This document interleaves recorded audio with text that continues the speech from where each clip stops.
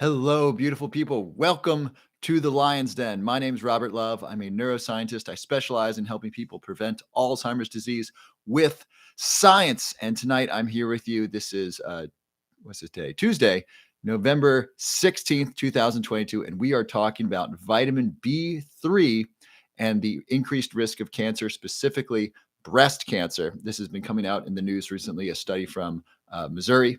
And I'd love to talk with you, answer your questions about Alzheimer's disease, dementia, health and wellness, healthy food and supplements, foods that are great for your brain, and whatever else is on your mind. Now, I'm a neuroscientist. I am not a medical doctor, and I'm not giving you medical advice. Please consult your medical doctor before doing anything that affects your health.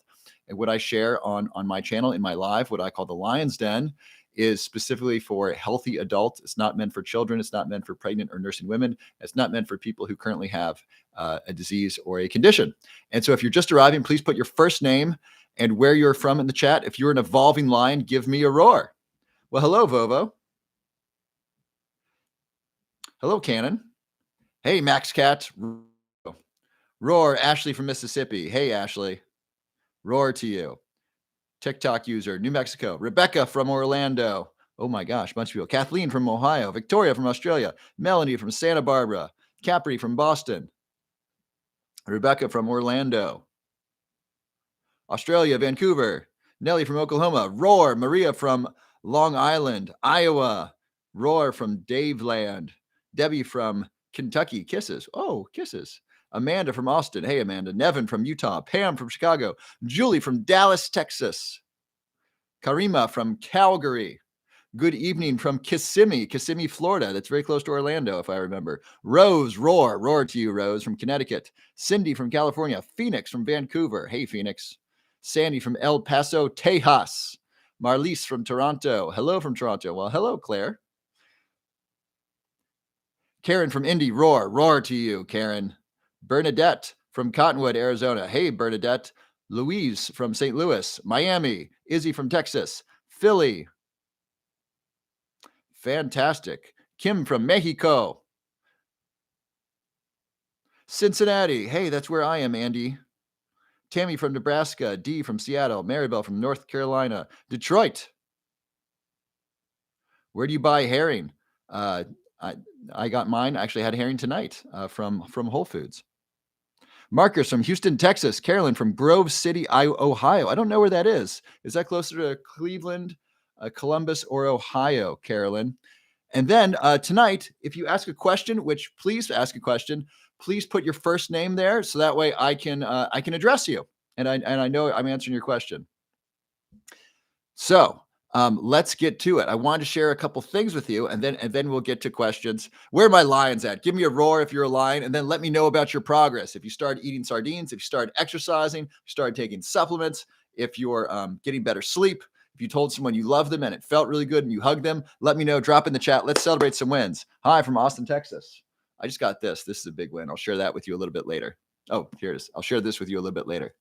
All right, where are my wins? Roar. Hi, Savage Positivity. Hey, Dr. Leb. Hey, Mr. Pago.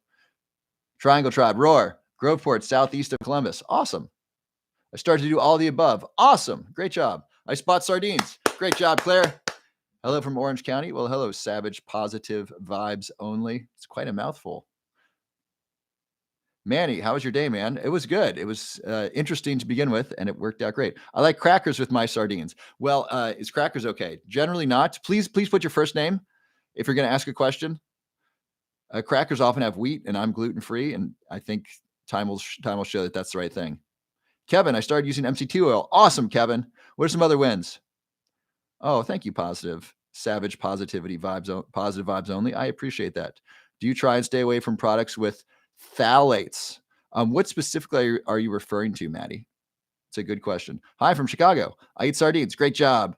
Isaiah, do you eat sardines plain or with something? I do both. I had it today with herring and pickled herring. It was delicious. I have a couple sardine recipes I post on my channel. Late entry, Carrie from Detroit. What are the benefits of sardines? Pure awesomeness. Now that you open the door, Carrie, sardines are, first of all, they're inexpensive. It's an inexpensive source of protein. Number two, they're rich in protein. Number three, they are rich in healthy omega-3 fats that are great for the brain. Outside of water, your brain is primarily fat, and your brain needs fat to repair itself and stay healthy and so forth. Also helps grow new neurons. And sardines are low in mercury. All those benefits, and they store a long time. So if you had bought some, let's say 2.5 years ago before a certain pandemic, you would have had plenty of food like I did. Like my friends would come over to my house. They said, dude, what's the deal with the closet full of sardines? I said, I bought these when they were on sale a year ago and I still have them. They're good for another 5 years. I didn't have to worry about food when food supplies got strange. All right. Any other wins we could celebrate? I'll be 40 next year. I'm sorry, they just skipped ahead with a bunch of comments. Isaiah, I'll be 40 next year. Please help me with what I should start taking. Um, you are in the right place. I'm 40 myself, and I share a lot of things that I do that help slow down aging and improve health. Kelly ordered lion's mane. Awesome, Kelly. I ate sardines from Costco. Great job, Ocasio. Ocasio, would you please put your first name? If you're going to make a comment, please put your first name. That way I can refer to you. Otherwise, I got to try to pronounce your TikTok handle, and it doesn't go so well. Also, I'm going to try to read the YouTube lives as well. And then if you're on both, please also comment on YouTube because I'm saving the stream from YouTube. And then that way, when you watch it again, you can see the comments. Claire, fish oil, B complex, lion's mane every morning. Awesome. Roar to you, Claire. Savage positivity, going to get sardines today. I have gout though. Okay, so gout. I forget what the recommendation is with gout. You might want to look for other fish like wild caught salmon, mackerel, and herring. Sardines have uric acid, and uric acid is not good for gout. Marie, using MCT oil, B complex, vitamin K. Awesome. Way to go, Marie. You're rocking it. Anything else to celebrate before we move on here?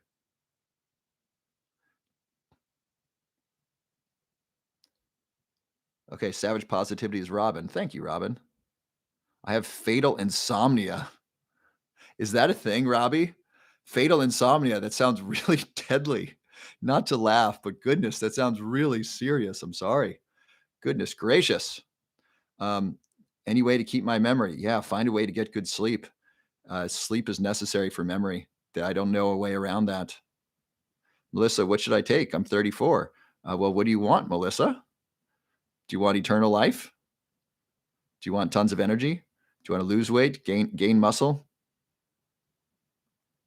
Hi, I'm Lori. Me and my husband are trying to get pregnant. Any fertility food suggestions? Oh my goodness, Lori. So there is just yesterday, we did a great Lion's Den. This is a Lion's Den, by the way. Why? Because we are evolving lions here. If you're an evolving lion, put a roar in the chat. This means we are getting better. We support and love each other. We look to our evolutionary past for information about how to eat healthily. And we like Lion's Mane because it helps grow bigger brains. So, Lori, yesterday in the Lion's Den, we had Dr. Shannon. Dr. Shannon is a functional medicine doctor. She was great. Who liked Dr. Shannon? Drop some love in the chat if you like Dr. Shannon. She was fantastic. She stayed on for an hour and 45 minutes. I had to beg her to come on late so that way she could be here for y'all. Dr. Shannon shared that she helps people get pregnant with diet and hormone management. So contact her. There is a link to Dr. Shannon. You can schedule a free consultation with her team, with a doctor on her team. It's free. It's underneath my link tree. By the way, under my link tree, I have a ton of great stuff for you. First of all, I want you to subscribe to YouTube because that's where this live is going to be. A lot of you have been asking for the replays. If you didn't see Dr. Shannon, her replay is going to be on my YouTube station. So please sign up for YouTube. That's under my link tree. My link tree is the link underneath my profile picture. Next is a 5-minute Alzheimer's disease questionnaire. I just want to know a couple things. I'm doing this research to find out what the risk factors are for Alzheimer's disease. If you'll just take 5 minutes to answer that would be great. 400 of you have already answered this. And so there's 200 on the call today. Maybe 50 of you have already answered this. If you'll just go there and answer those questions really quickly, it's the 5-minute Alzheimer's disease questionnaire. That would be so helpful. Number 3, if you want to participate in the clinical trial I'm running, that's the Huperzine study on the memory supplement. That's below there. And then I have a free report, my top 10 supplements.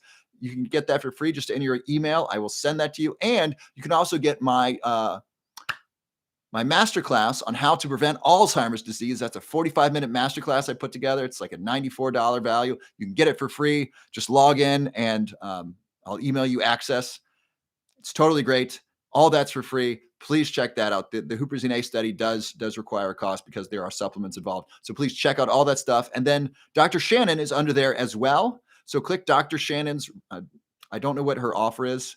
It's wellness journey with Dr. Shannon. Click there, Lori. Schedule a session with her. If after last night we filled up all of her sessions, she might open more. but keep checking back on that. She loves helping people with fertility. There's a way to do this. I'm not an expert in fertility. I don't have the answers for you. She does. And so you can set up a free call with her. She's awesome, by the way. All right, let me see how many people gave Dr. Shannon some love. I'm going to skip to the bottom here.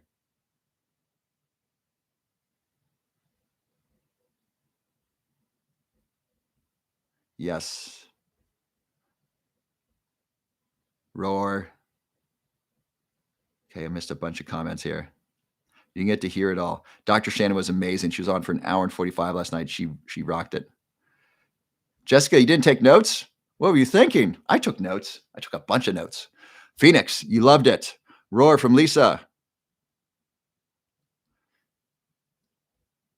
Robin liked it. Randy liked it. Fantastic. Okay, so Dr. Shannon, totally awesome, and she was really fun. She was great to talk to, and I think we're going to have her on monthly. She was just lovely, and I think I'm going to go on her channel as well. If you haven't subscribed to her, she's Dr. Shannon, Shannyn. I think that's the only one there.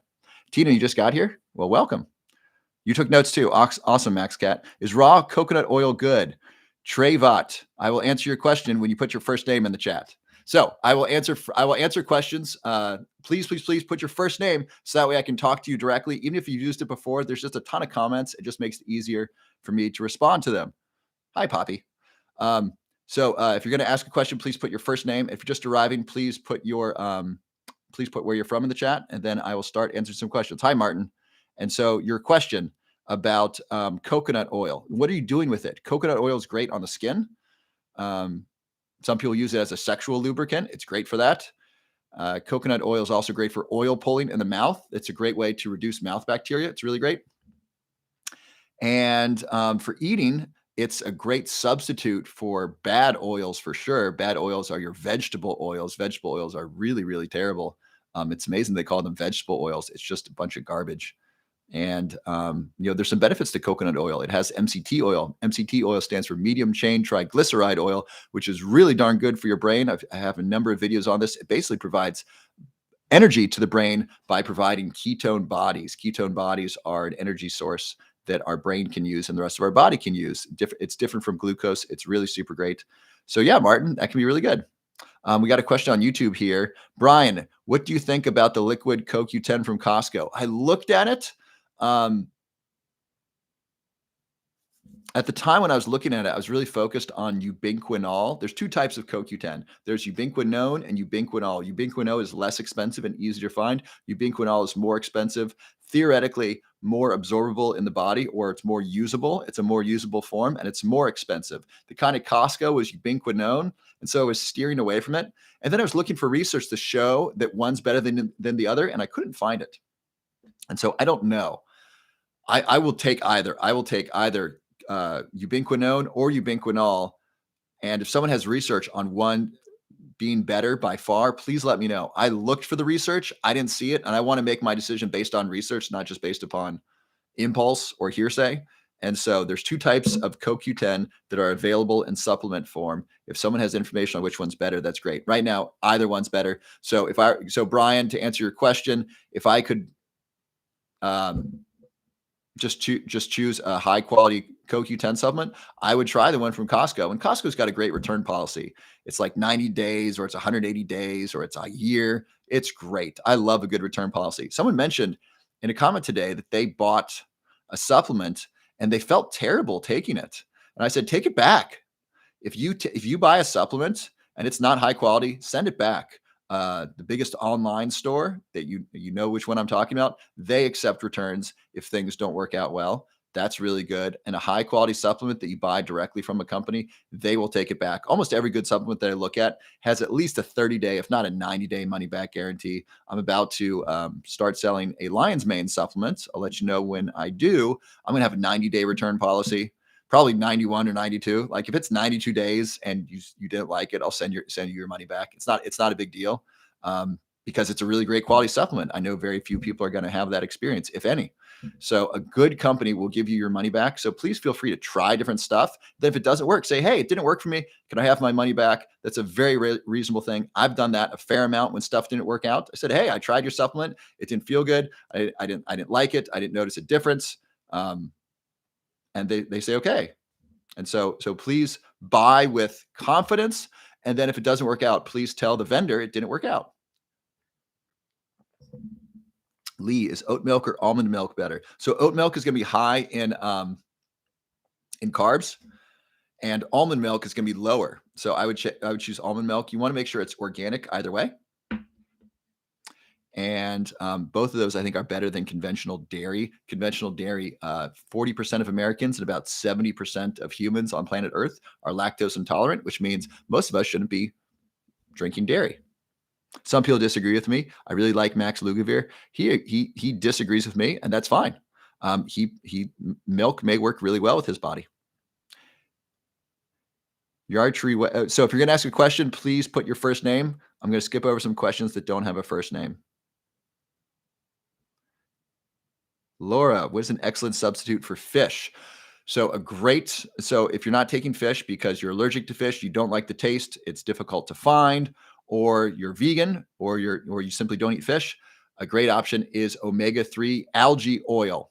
Nordic Naturals is a good company. They offer both algae oil and they offer fish oil in a pill. If you want fish oil in a pill, I recommend them. Good question. Excuse me, Laura.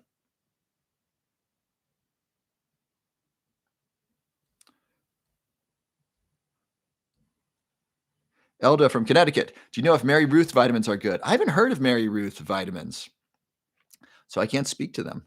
Hi, Gina. What about coconut milk? Coconut milk is great. Now, is it good for you? I don't know. It's less bad for you for sure, in my opinion, than very processed dairy. I've been recently watching this crazy documentary. Crazy because I'm watching, I'm thinking, oh my gosh, I can't believe this is America. It's called a Farmageddon, Farm Ageddon, like Armageddon, but just with an F in front. This is crazy. It's this documentary about these farmers, these small farmers. Many of them are raw milk dairy farmers, and how the state and federal government will come to their home of these small farmers, and they'll come with guns, pulled guns, saying, we need to inspect your dairy farm. And then they take all the dairy, they confiscate the dairy. They'll take all their dairy products, even if they're not raw milk products. They'll take their meat. They'll take all their equipment. One farm, they took their sheep that they brought in from New Zealand. They were milking these sheep from New Zealand, and they brought them in. They cost $5,000 each to bring in, and then the government just came in and basically just took them and killed them. And then they paid them in compensation like $1,000 a sheep. So they really screwed these people. And this documentary documents this. It's crazy. And interestingly, laws around dairy vary by state. It's very, very interesting. And so some states like California allow for raw dairy. Other states like Maryland do not.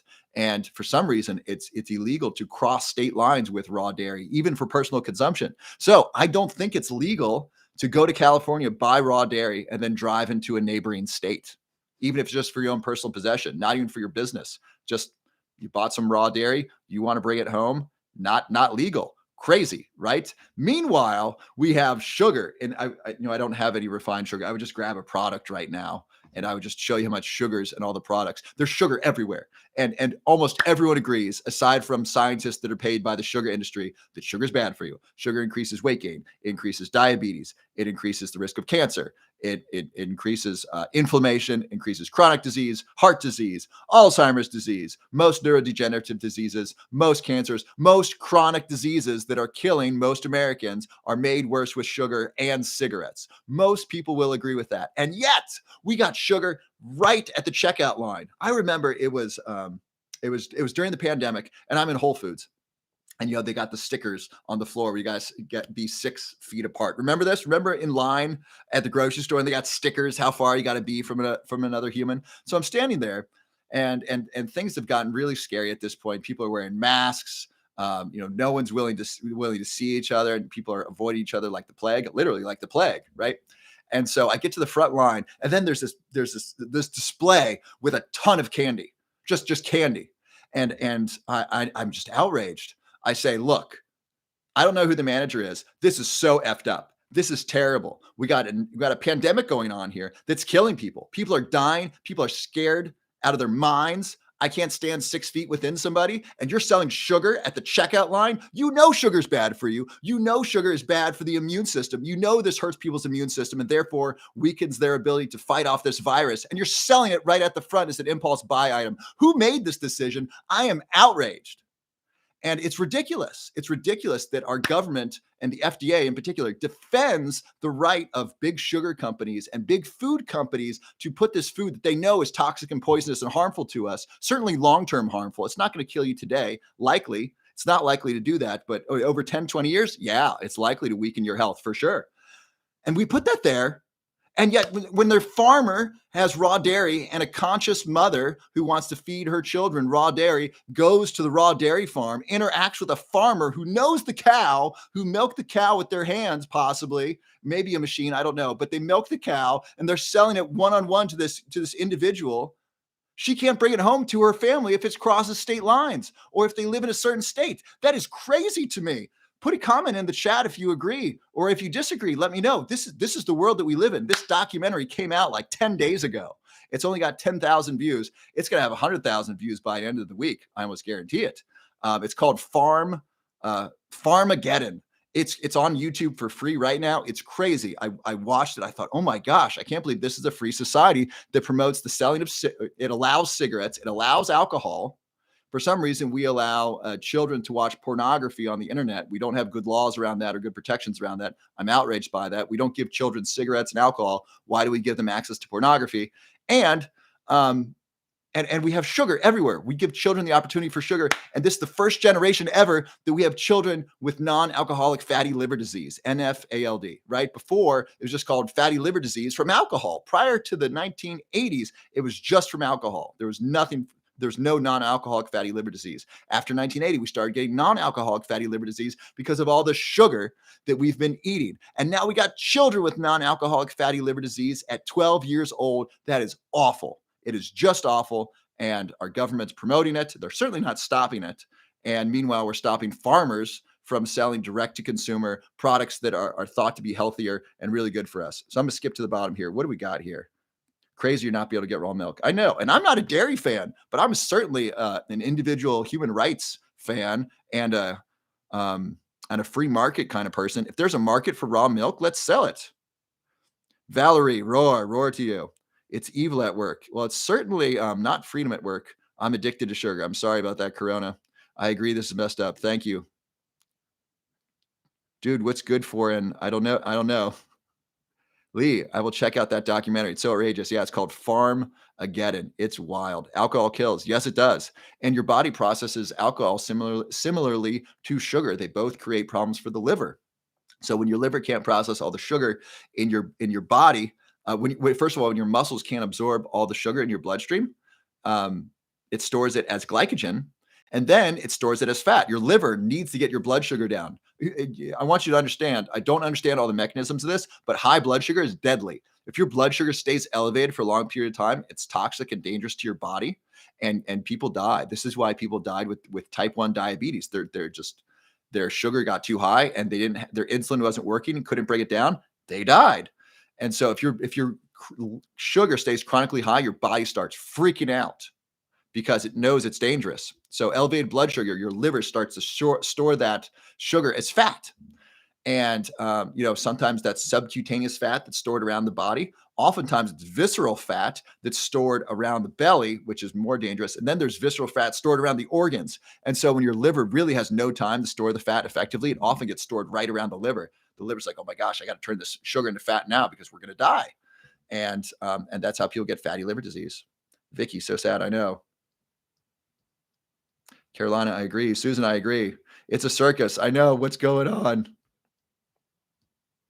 What vitamin gives me energy? Well, right now I'm just on passion, passion and water. This is my flamingo cup. This is my spirit animal, a flamingo. I like to wear colorful colors. You might not know that. I don't wear a lot of colors when I go live, but aren't the flamingos cute? Okay, so that's my rant on sugar.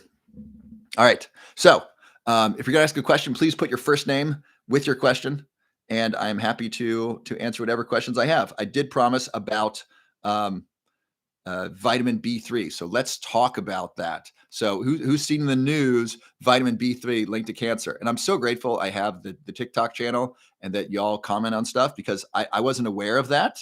I don't follow all the cancer news. I follow more of the dementia stuff. And this came out. This is really interesting. I thought this is so strange. Vitamin B3. Vitamin B3 is niacin. Niacin is very, very important. Niacin's involved in flushing. Um, and it's thought to have a cleansing effect. And Paul Stamets, who knows Paul Stamets, the mushroom expert, the mycologist? He's awesome. He has what's called the Stamets stack, which is psilocybin, which is the psychoactive ingredient in magic mushrooms, which just got approved in Colorado. Yay, Colorado. So people can now take that legally. It's legal to buy. Excuse me, it's not legal to buy. It's or sell. It's legal to possess. It's legal to grow. It's legal to give. It's legal for therapists to use it in therapy. So that's really cool. And by the way, people who take psychedelic mushrooms with a therapist, this is Johns Hopkins research. They have an 80% chance of stopping smoking. 80% cessation rate. Cessation, that's the word. That's amazing. That's better than any other pharmaceutical. Imagine 80% chance that people can quit smoking with one treatment. Amazing. So Paul Stamets uses psilocybin mushrooms and vitamin B and niacin in particular, and lion's mane, and he finds that helps with neurogenesis. Very cool research from Paul Stamets. He was great. I got to interview him and some other neuroscientists at Burning Man. Tons of fun. That video will be released at some point. So the B vitamins, the vitamin B3, niacin was associated with the increase in cancer, specifically breast cancer, was really interesting. So I did what I would like to say I wish most people did. I wanted to find the science. So I looked for the science and I read an article about it. So this is from the University of Missouri, and they found that a specific type of B3 called NR, stands for nicotinamide riboside. NR increased the risk of what was called triple negative breast cancer. And so I typed in my search engine, what the hell is triple negative breast cancer? It's basically a very aggressive type of breast cancer. So this particular type of B3 was associated in animal studies. This was not humans. This was animal studies. I think it was rats. Was associated with a significant increase. So it wasn't just moderate, it was a significant increase, statistically significant, which means it's unlikely this change was due to chance. This likely was due to the drug, increase the risk of this very aggressive breast cancer in rats. That's interesting. So what is nicotinamide riboside? Nicotinamide riboside is actually a precursor for something called NAD. Who knows about NAD? If you've watched my videos on longevity, if you follow Dr. David Sinclair, if you're into longevity and anti-aging, you know about NAD. NAD is an energy source used throughout the body. It's very similar to ATP. Basically, if you go 30 seconds without NAD, you die. We need NAD, very, very important energy source. We make less NAD as we get older. And so some think, and Dr. Sinclair is one of them, that by helping to increase NAD, by taking precursors like nicotinamide riboside or NMN, nicotinamide mononucleotide, this can help give us more energy, number one, and number two, can help slow down the aging process. So NR is rarely, to my understanding, rarely taken as a B vitamin. It's much more taken as a longevity anti-aging supplement. So that's my understanding of NR. So this is a little complex. Let me check in with you. Does that make sense? Does it make sense? It wasn't niacin, which is B3. It was a type of it says an arbitrary. Anyway, it's for some reason it's associated with B3. It is nicotinamide riboside, NR. Does that make sense? And nicotinamide riboside is primarily used as a supplement to help with longevity. Does that make sense? This is great. Where can I buy these supplements? Right? That's what they want. I'm saying this increased with risk of breast cancer, but it helps with longevity. Great. Where can I buy this? That's interesting. So I shouldn't stop taking vitamin B3. I would not tell anybody to stop taking niacin, which is vitamin B3. There's no evidence that that's harmful. If there is, let me know. I take. Why are people asking how to buy NR after I tell you it's associated with breast cancer? That's so funny. All right. So I just want you to understand there's two things. This study was not on niacin. It was on NR, and it was not in humans. It was in rodents, I believe in rats. It was cool research out of the University of Missouri by a chemist. I don't remember her name, but this is interesting. This is important. We're trying to find out what the balance is of these longevity supplements, of NMN, of NR, of resveratrol, right? I have trouble pronouncing it, patersterbaline. It's from blueberries. We're trying to figure out what is safe and how helpful are they. And so we're getting good data on that. I personally, I don't take NR, and NR is theoretically safer than NMN. NR has been around for a long time. It's been studied a lot longer. It's shown to be fairly consistent. So nicotinamide riboside, NR, is shown to help increase NAD. It's a precursor to NAD. NMN, which is something that I take, I did a video on NMN. NMN stands for nicotinamide mononucleotide. What am I selling? I'm not selling anything right now. I'm just giving you the information. NMN stands for nicotinamide mononucleotide. This is a precursor to NAD. It's closer to the chain. So it goes NR, NMN, NAD. So NMN is closer to NAD than NR is. So NMN may be better for increasing NAD. Both are effective. NMN is likely more effective. That's what David Sinclair talks about. Where can you get these? You can get these at your favorite online supplement store. If you search right now, buy NMN or buy NR, you can probably find some companies that will sell them to you. And I recently heard someone mention this to me actually in one of my videos. They said the government now is trying to regulate NR as a drug, which is really scary to me. I mean, it's scary to me because look at what they're doing with raw dairy, right? Raw dairy theoretically is very healthy, and healthy people are trying to buy it, and the government's preventing people from buying it. Meanwhile, you have supplements, which, by the way, the supplement industry is unregulated by the FDA, not regulated by the FDA. I like that because it means that people can come forward with a supplement like curcumin and say, hey, in double-blind placebo-controlled studies, this curcumin helps reduce the accumulation of plaque in the brain and could be helpful with Alzheimer's disease. It also improves memory in other studies. Great. Let me sell you some. Let me buy some. You can't do that with pharmaceutical drugs. You can't make a claim about pharmaceutical drugs unless you go through a specific process. That process is phase 1, phase 2, phase 3. Phase 1 is safety. You got to give it to a bunch of people, see if it affects their liver enzymes, see if it affects their health.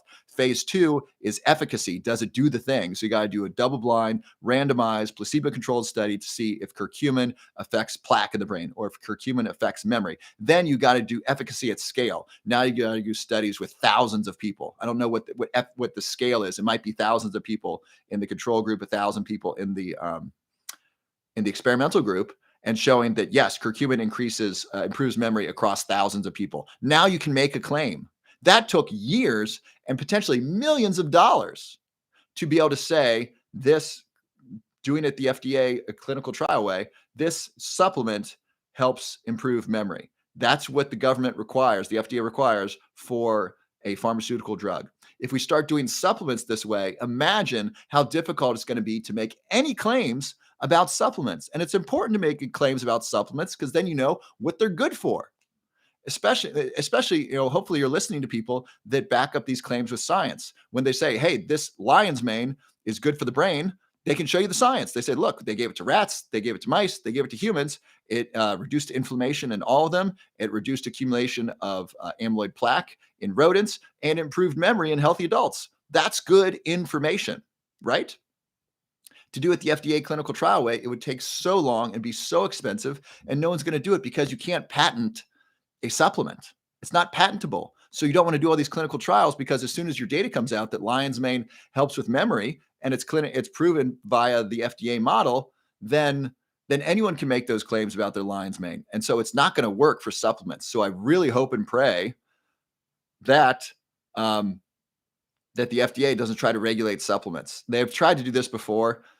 I think it's just a charade, hopefully. But right now, I've heard that the FDA is trying to regulate NMN because David Sinclair is testing this as an anti-aging longevity drug. It's not a longevity drug; it's a supplement. It's just a precursor to an energy in your body, NAD. And anyway, that's what's going on. So if you want to buy NAD or NR, it might be a really good idea to get some now.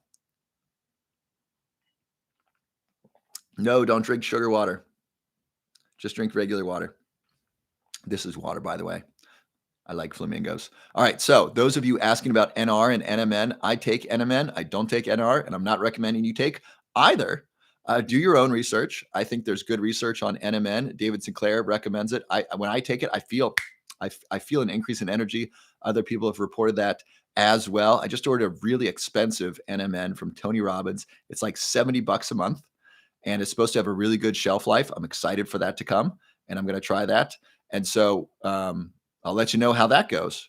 But if you want to buy NMN and NR, it might be a good idea while they're still easy to come by. Also, I heard that Amazon stopped selling NAC, N-acetylcysteine, for some reason because the FDA asked them to. I don't know. I think that's pretty lame of Amazon just to capitulate. If I were Amazon, I'd be like, hell no. I'm the world's biggest online retailer. We're not breaking the law. There's no law that says I can't sell this. So until the FDA regulates supplements, go fly a kite. That's what I would have said. I would have been like, okay, FDA, you want me to sell it? Okay. I mean, I would sell anything that was legal to sell on Amazon. And unfortunately, Amazon doesn't sell things like aniracetam. I wish Amazon sold aniracetam. That would be great because all y'all would be able to find aniracetam really easily. They don't because I think they're afraid of it. So, what are some questions?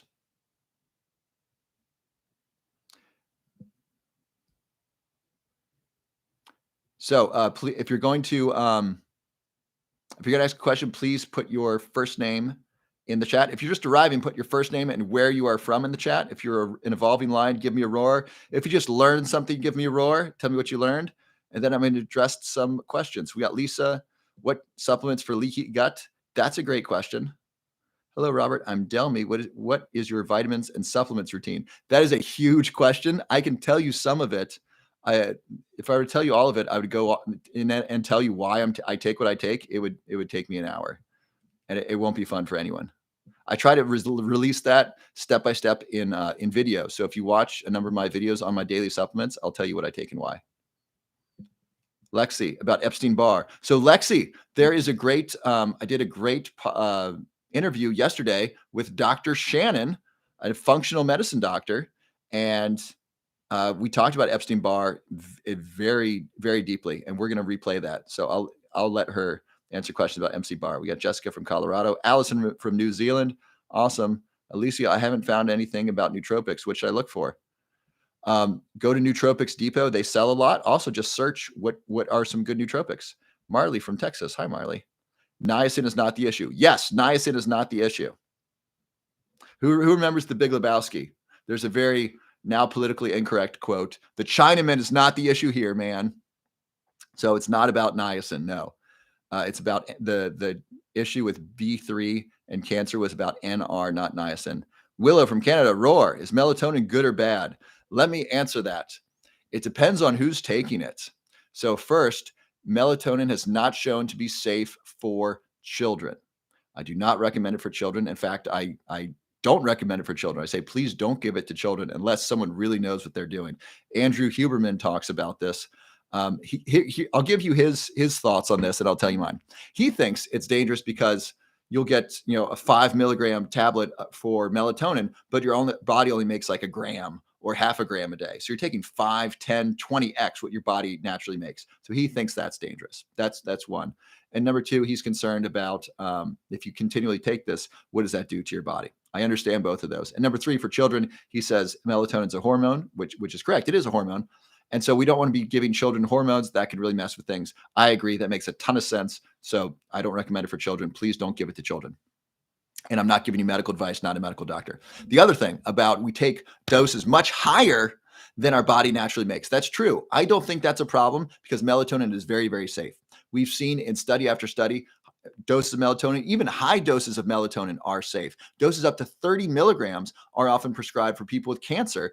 Melatonin has an anti-cancer property. It actually helps reduce cancer. My theory, and other people believe that perhaps the light that we have, that, we are one of the first generations, probably the third generation, to go to bed at night with lights all around us. There's lights from our computers, there's light from our cell phones, there's overhead lights. This decreases melatonin production. What happens when you decrease melatonin production? Number one, that screws up sleep. Number two, that might increase the risk of cancer. So this is very, very important. And so I like the idea of high melatonin because I want to rid my body of cancer. Number three is melatonin decreases as we age. That's really interesting. A friend of mine, his name is Josh, he was looking at research and he was telling me that high doses of melatonin are shown to help be protective against Alzheimer's disease. I haven't read that research yet. I'm not making that claim. I want to do more research on that to substantiate that, but that's really interesting. And so my understanding of melatonin is it is extremely safe, and specifically because it doesn't, it's not habit forming. It doesn't impair healthy sleep if you stop. And number three, it doesn't change the amount of endogenous melatonin that we made. Let me explain that. So let's say you make 1 milligram of melatonin a day, and we can measure that in your urine. Next, if we give you 5 milligrams a day, and then we give you 5 milligrams a day for a month, and then we measure your urine again, we're still going to find that 1 milligram a day of endogenous melatonin. Endogenous means made from within. Compare that to exogenous means from outside, made from out or from outside, right? So melatonin does not decrease your endogenous melatonin. That's important, right? If it did, that would be interesting to know, because if you take melatonin from the outside, you're making less inside. That's something to worry about because you're changing your endogenous melatonin, but it doesn't do that. Number two is that people who take melatonin for 6 months and then stop, they have better sleep after that 6 months than they did at the beginning of the study. Why? Because it helps set a regular pattern. So melatonin helps people have a regular bedtime, especially if they sleep, or especially people like me who work late at night. It's 10:07 p.m. right now, Eastern Standard Time. I want to be in bed by 12. I'm going to be on here till about 11. And I get amped up. I'm excited. I love this work. I love talking to you. And so melatonin helps me get ready for bed and have a consistent bedtime. That's really, really helpful. And so when melatonin helps people have the behavior of having a consistent bedtime, that helps improve sleep. So melatonin improves sleep both short term and long term. Even when you go off of it, it reduces the risk of cancer. It may reduce the risk of Alzheimer's disease. It's very safe. There's been no overdose of melatonin that I've read about. I've looked. No one has clinically overdosed of melatonin to the point where it's been dangerous or harmful to them. I'm not saying take a bunch, just saying that hasn't happened yet. By the way, another supplement that's true for is L-theanine. I have seen zero reports of people accidentally overdosing on L-theanine or intentionally overdosing. I've taken doses as high as 1,000 milligrams. I was totally fine. I felt great. That day, I actually took Adderall, coffee, and 1,000 milligrams of L-theanine. I'm prescribed Adderall, and I felt amazing. I felt focused and calm, and I felt dialed in. It was great. So high doses of L-theanine are very safe. We have not found toxicity of L-theanine.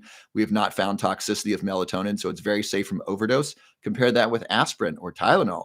I mean, 10 Advil, 10 Tylenol, that can do damage to your liver, to your stomach. Bad news.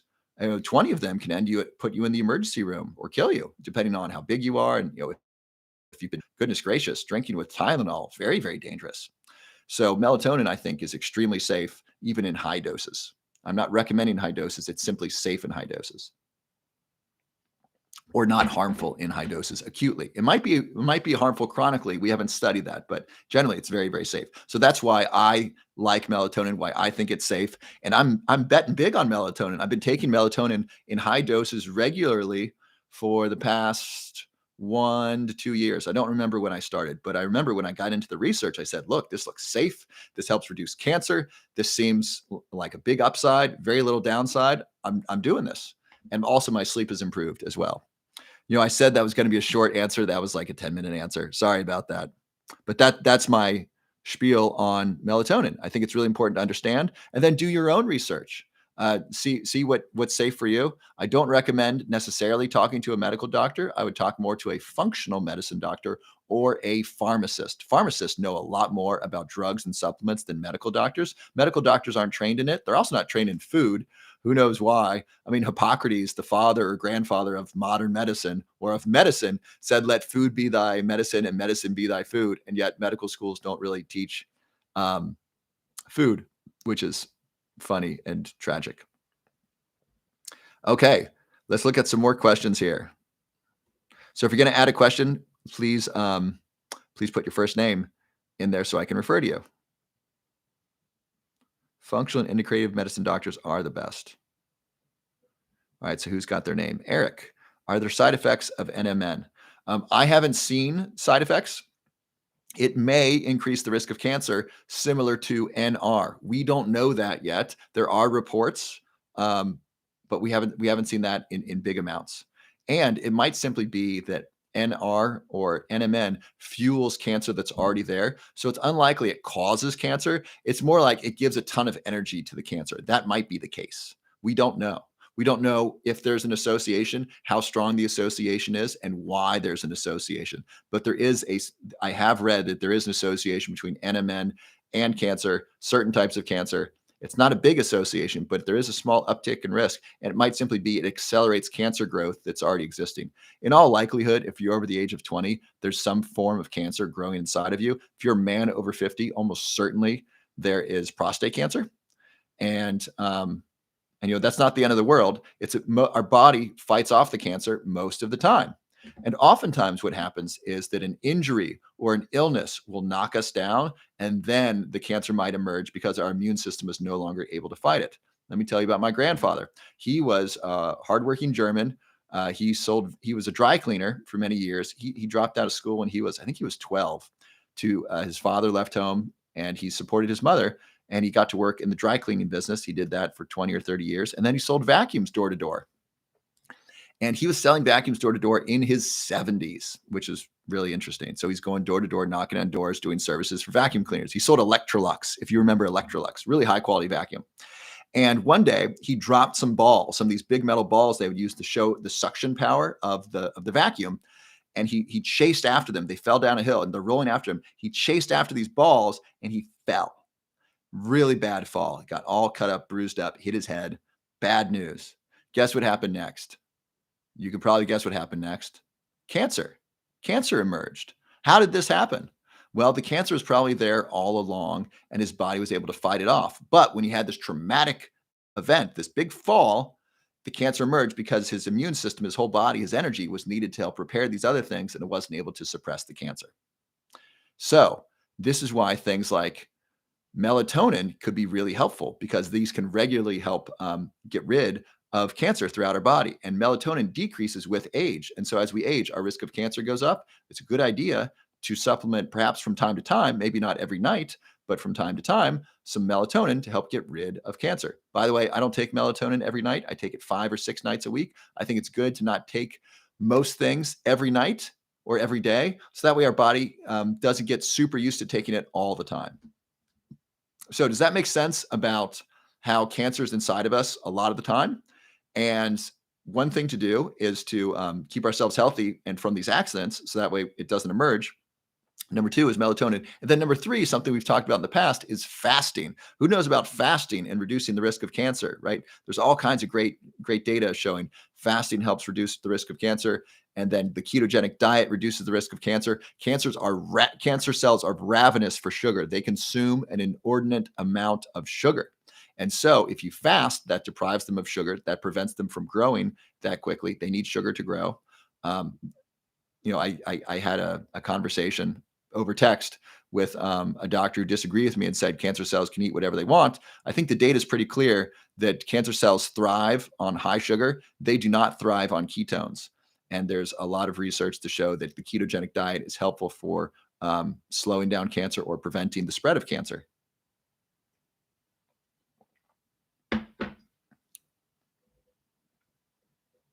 All right. What other questions we got here?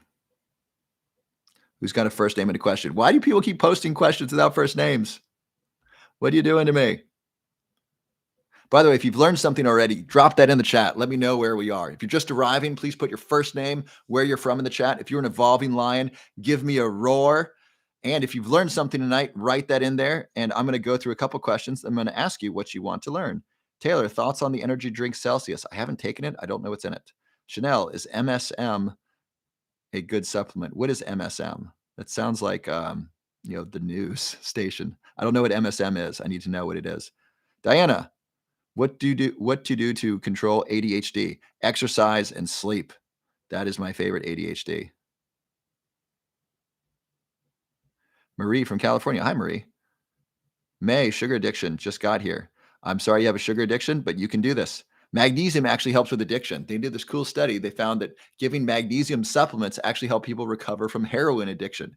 Now, sugar is not the same as heroin addiction, but they're both addictions. They're both substantial. I would argue sugar is more substantial because it affects many more people. A tiny amount of the population does heroin or fentanyl. I think it's 1% to 2%. And by the way, in Portugal, they legalized heroin or decriminalized it. The usage went from 1% to 0.5%. It got cut by 50%. Decriminalizing heroin reduced usage by 50%. That's amazing. That's a big win for Portugal. So magnesium can help with addiction. Roar to you, Maddie. Biddy, supplements for hair loss. I don't know. I could use them though. I'm getting close there. Shelly from Wisconsin. Donna from Rhode Island. Jen, what is your favorite dessert? Chocolate. I got some right here. Love this company. Hue Chocolate. Get back to human. They're made with coconut sugar. And then when I'm on the keto diet, I like Lily's chocolate because it's made with erythritol and stevia. This stuff is great. And by the way, I wanted to share with you just some shortcuts to good health. You want to have good, healthy chocolate in your house all the time. Because if you go to the store and you have to buy it when you're craving chocolate, you might grab the wrong kind. You might impulse grab the non-good chocolate. That's no bueno. You want to have good chocolate around you all the time. You want to have good fruit around you all the time. You want to have the ability to make a smoothie all the time. You want to have healthy protein around you all the time. For me, that's eggs and sardines and herring. I have those around me all the time. For snacks, I like dates, organic dates. That's a good snack. That plus walnuts is really good. The walnuts gives a lot of fiber and some fat. The dates are some sugar, some fiber, something healthy to chew. That's a really satisfying snack. That way I'm not reaching for the chips or the cookies or the candy. Even when I'm surrounded by that, if I got my dates and my walnuts, I'm good. So surround yourself with the food, especially the staples. For me, that's sardines and smoothies and eggs. Those are some of my staples. And then salads. If I have those, sauerkraut, if I have those, I can survive. I'm great. Right. So get your staples, your healthy staples in your house all the time and get your healthy desserts. It could just be as simple as buying 10 or 20 of these. Seriously, when I got my dad turned on to these, my mother said, great, I'm going to buy 20 of these. That way your father always has them. Brilliant. Make the decision once and make the commitment once. Say, I'm only going to buy healthy chocolate. I'm only going to have healthy chocolate in my house. Buy 10, 20, 30 of these. I'm not sponsored by this company. I like them. I think they're good. This is what I eat. And then you're good. And then you don't need to think about it again. You got dessert then for the next month or 2 or 3. Same thing with sardines. When you find a sardine that you like and it's on sale, buy a bunch. Put that in your pantry, put that in your basement, put that in your storage. You're good. So find the healthy foods that you love that are staples, get them, invest in them. You'll be happy that you did. And then fight like heck to keep bad foods out of your house. Be defensive of your territory. The way to give up sugar, the way to be gluten-free, the way to have really great health is to keep the healthy shit out of your life. Don't let people bring donuts over. Hey, are those donuts? Turn back around. I love you. Put those back in your car. We are a donut-free household. You might allow them in if you're comfortable with that, but simply don't eat them. And then as soon as they're gone, throw them away or send them home with them. If you're trying to give up alcohol, don't let people bring alcohol over to your house. Just say, hey, I'm trying not to drink. Bring over some LaCroix and we'll get together in the afternoon rather than the evening. And then maybe after a month or 2 or 3 of no alcohol, then you can be around people who drink wine. But don't tempt yourself. If you're trying to get rid of sugar, if you're trying to get rid of alcohol, if you're trying to get rid of gluten, really defend your territory. Find a way to eat at home most nights. It's easier to control your diet at home. I eat at home 6 nights a week, probably closer to 13 out of 14. And I'm able to control my diet really well. I love the food that I eat. I feel very healthy and it's very clean. And it's also rather inexpensive. Eating at home, eating a high quality diet at home, organic food, wild caught salmon, you can do it on a budget. All right, let's see some questions here. I like defend your territory. Yeah, your home is your home. Absolutely. Fraud. What are you talking about, Russ? All right, so if you're going to ask a question, please put your first name next to the question so I can refer to you. Julie, where do you get that painting? Isn't it great? Let me show this to you. Pardon my crazy pants.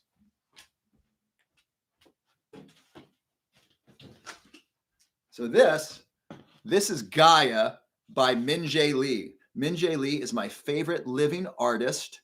Min-Jae is a man out of South Korea. This is done by hand. A human hand did that. This is not done by computers. Isn't this cool? A friend of mine commissioned this a friend of mine who's an art collector commissioned this. He found Min Jae and he saw his talent and he collaborated with him on this painting. It's done by hand with razor sharp marker on really, really thin paper. It's about this size. So you can see how big I am. It's about this size.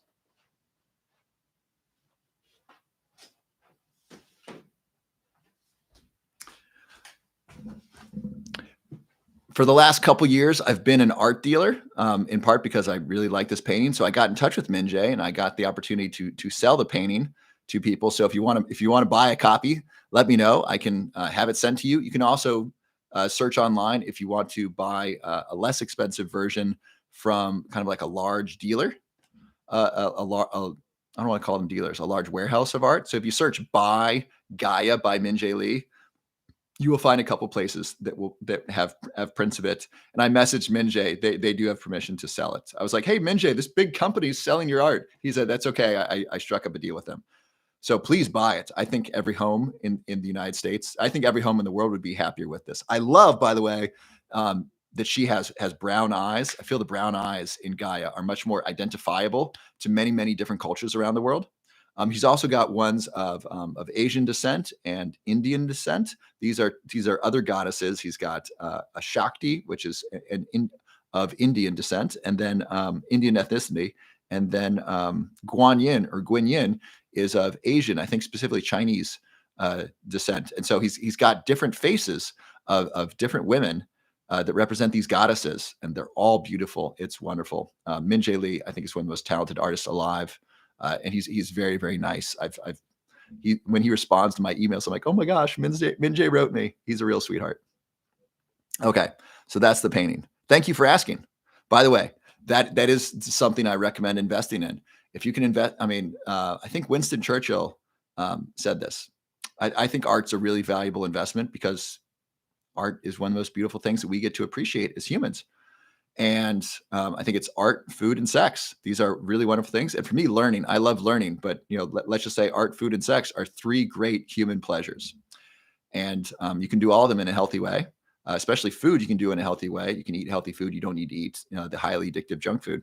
And with art, someone said to Winston Churchill, aren't you mad at the artists who aren't serving in the army and going to war against Hitler? And Winston Churchill is known to have said, no. Because if we don't have art, then what's the purpose of fighting? Almost like what's the purpose of living, right? So if we get rid of the artist and we don't have any art and we win the war, is that a world we want to live in? Not really. I want to live in a world with art and music. And I think food is art. I used to work in, I have a culinary degree or a culinary certificate. And I used to work in kitchens. I worked in some really great kitchens in a couple cities. And I'll tell you, some of these chefs are artists. And food is their art. It's really amazing. If you're a cook, then you know what I'm talking about. Making great food is art. And I don't want to live in a world without art. So please find an artist that you like and support them. All right. Who's got a question? Kathy, is white rice okay? Kathy, that's a really interesting question. I used to believe that brown rice was better than white rice. I thoroughly believe that black rice is the best. Black rice is awesome. Who knows about black rice? I've talked about black rice in the past. Who knows about black rice? Let me know if I'm preaching to the choir or if y'all haven't heard of it before. I do. Awesome. I'm Haitian, so we know a lot about black rice. Awesome. Never heard of it. Yes, wild. No, it's different than wild rice. Interestingly, wild rice isn't actually rice. It's actually something else. I'm drinking black coffee. That's close, Steph. Nope. Yes. All right. So let me give you this. Black rice is also known as forbidden rice. There's like a big, long history about this. Yeah. So the black rice is absolutely delicious. It's really, really cool. So black rice is from China. It's also known as forbidden rice. Now, here's the story. Here's the legend. I think it makes a lot of sense. And so back in the day, I don't know under what, what emperor, I don't know if it was the Qin dynasty or what, but basically only the noble classes were allowed to eat black rice. So black rice is a very dark rice. It's rich in what are called polyphenols. Polyphenols are plant nutrients. They're the bright colors in plants. They're the dark color in coffee. They're the bright green in green tea and matcha. They're the bright orange in curcumin and cinnamon. They are, the colors in blueberries, strawberries. Plant, some biologists or some evolutionary biologists believe that we evolved the ability to see color, to see colors in fruits and vegetables that were rich in polyphenols, these rich colors in plants. They're really good for us, and they're really good specifically for our gut bacteria. What's good for our gut bacteria is good for our brain. So these polyphenols are really darn good for us. By the way, this is one reason why you want to drink coffee without dairy. I made a video on this. I got a lot of flack for it. I was wrong that dairy causes inflammation. Everyone, that's not correct. I believe I'm correct that dairy decreases the absorption of polyphenols. I think it cuts it by a third. So the benefit of drinking coffee is caffeine, and number two, polyphenols, the darkness. That's really good for our gut bacteria, good for our brain, good for all kinds of stuff. If you put dairy in your coffee, the proteins in coffee bind to the polyphenols in coffee, reduce the absorption of those polyphenols, and they make the coffee less valuable. Now, if you're just drinking coffee for taste and you don't care about the health benefits, by all means, add milk. But if you're like me and you're kind of crazy and you're trying to get the most health benefit out of everything, don't add dairy to it. By the way, you can add MCT oil and coconut oil and blend it. Tastes amazing. You can add grass-fed butter and blend it. You can add ghee and blend it. You can add almond milk, coconut milk, cashew milk. What else? You can add oat milk if you're not keto. You get all these different things, just not dairy milk, and you can still absorb all the polyphenols.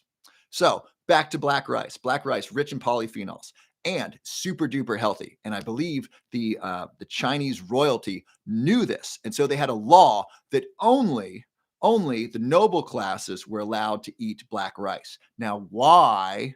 Why would you do this? If you are emperor, if you're head of a kingdom, why would you only allow the rich people to eat the healthiest thing? Seriously, let me have some answers here. Why do you think?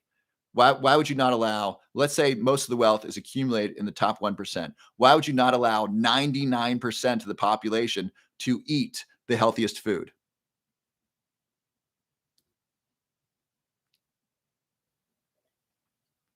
Maybe it makes you live longer. Yeah, eugenics. Ooh, that's a big word, big scary word. Yeah, maybe.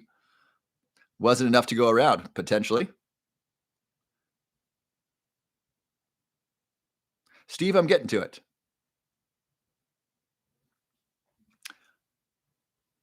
It makes the 99% weaker. Easier for them not to fight back. There it is. Who got it? ATX original. Right. I think this is what makes sense. So if you prevent 99% of the population from eating it, you prevent them from being healthy. Now, when you have a tremendous wealth distribution like you did in China at the time, where 1% controls 99% of the wealth and 99% are poor farmers, you want those poor farmers sick. Why? Because they're less likely to revolt. If they're healthy, if they can feed their family and they have time to sit around the dinner table and just think, they might think, you know what? I wonder why we're so poor and we work so hard, and those people in the capital are so rich.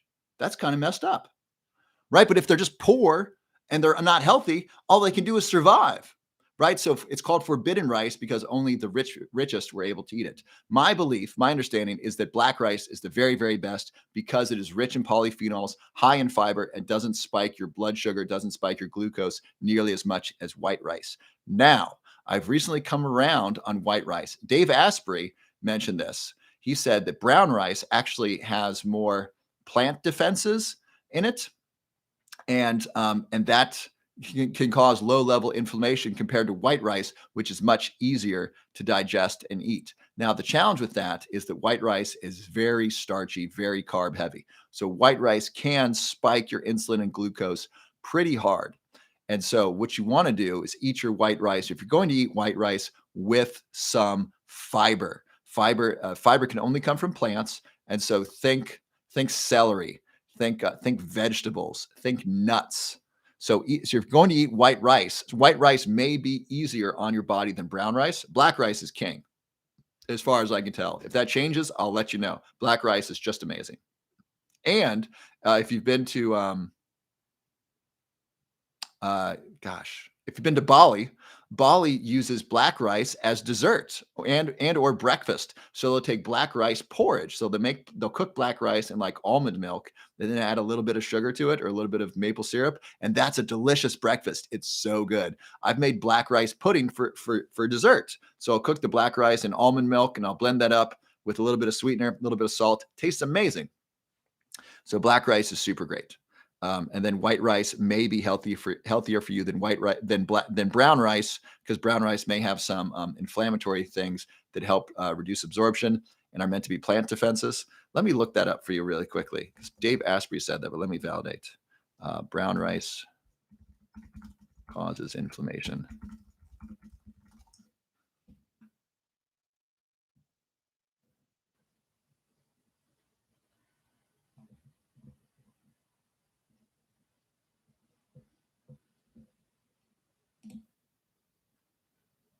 Brown rice versus white rice.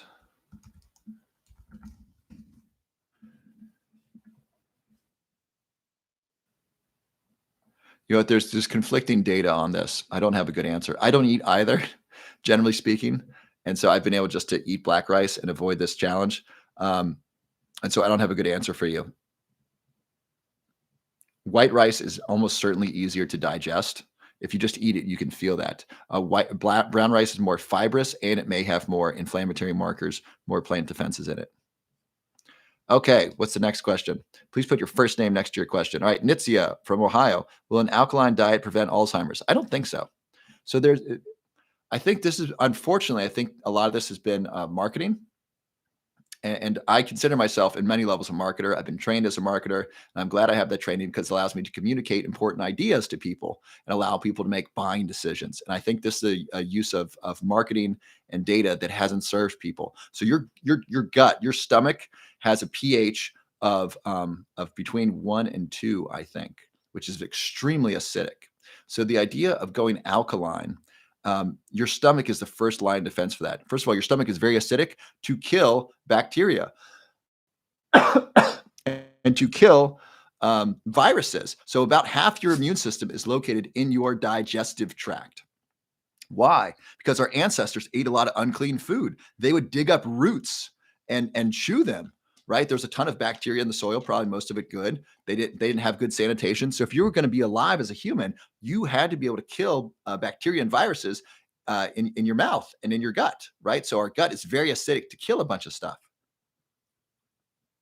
That's why we rarely get sick when we eat food that might have germs in it, because our stomach acid kills a bunch of stuff, and there's a bunch of immune system, and then there's an immune system that takes care of our gut.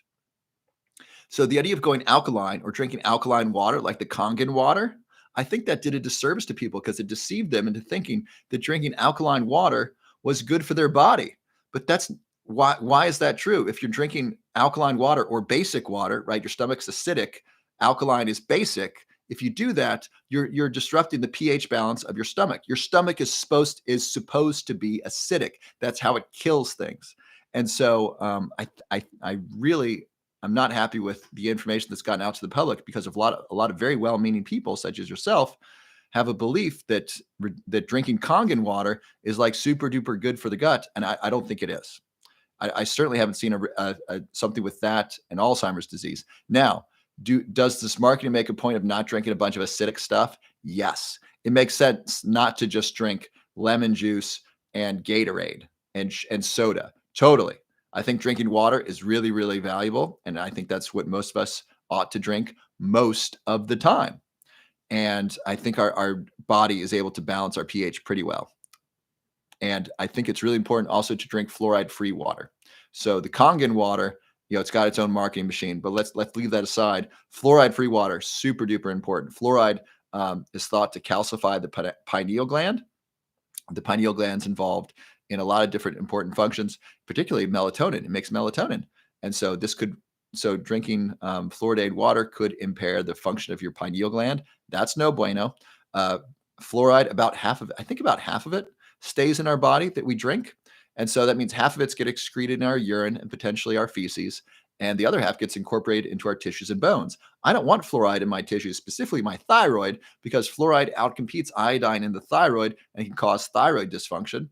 If people have Hashimoto's disease or thyroid dysfunction, one of the first things to do is to limit fluoride in drinking water. That means drink fluoride-free water. Stop drinking packaged drinks. Most packaged drinks are made with fluoridated water. It's a really big deal. Don't give it to children. It can cross the blood-brain barrier in children who are younger than 6 months. Don't use fluoridated water to make baby formula. That's a real big no-no. And I'm very upset about this because parents of low income are much more likely to bottle feed their children, and they're much more likely to use tap water. That means children of low income parents are likely to be fed formula made with fluoridated water. That fluoride is likely to cross the blood-brain barrier of these children and may impair IQ long term. So that means children of poor parents may have impaired IQ. That's a real problem. I think it's awful, and I think it's unjust that that the negative impact of water fluoridation is falling upon poor people, usually people of color. And by the way, people of color are more likely to be hurt by water fluoridation because they're more likely to have diabetes and prediabetes. And those with diabetes and prediabetes drink more water. Excessive thirst is a symptom of diabetes and prediabetes, and that taxes the kidneys more.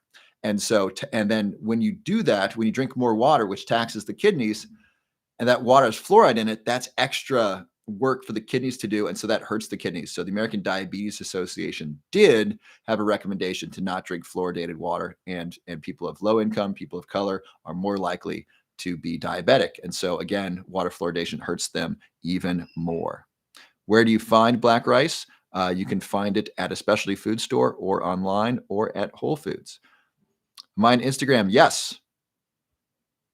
This live is not on Instagram, but I'm on Instagram. Jamie, what about cancer and B3? I already answered that in pretty good detail. Please watch the replay on YouTube. By the way, please subscribe to the YouTube channel, to my YouTube channel. You can find a link under my link tree, and I'm posting these. I posted like 10 of these. Who's watched some of the replays? I know y'all have been asking me for replays. I spent several hours like downloading and posting them.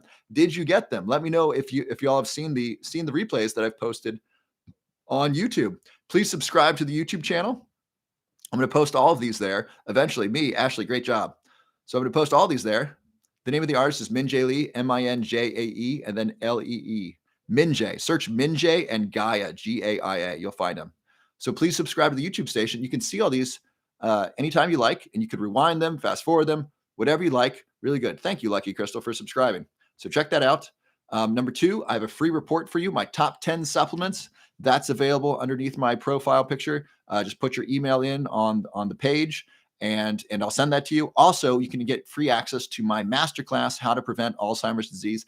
That is free. That's a 45-minute masterclass that I put together with some of the very best information I have about how to prevent and slow down the progression of Alzheimer's disease. That is free as well. There's a 5-minute study that I'm doing on Alzheimer's disease. If you have 5 minutes right now or at the end of this, please go there and just fill that out. It's totally free. I'm just asking a couple questions that show risk factors for Alzheimer's disease. I'm looking at a couple different factors, and then I'm going to share the results with you. And if you're interested in taking a memory supplement for a clinical trial that I'm running, there's the study on Huperzine A.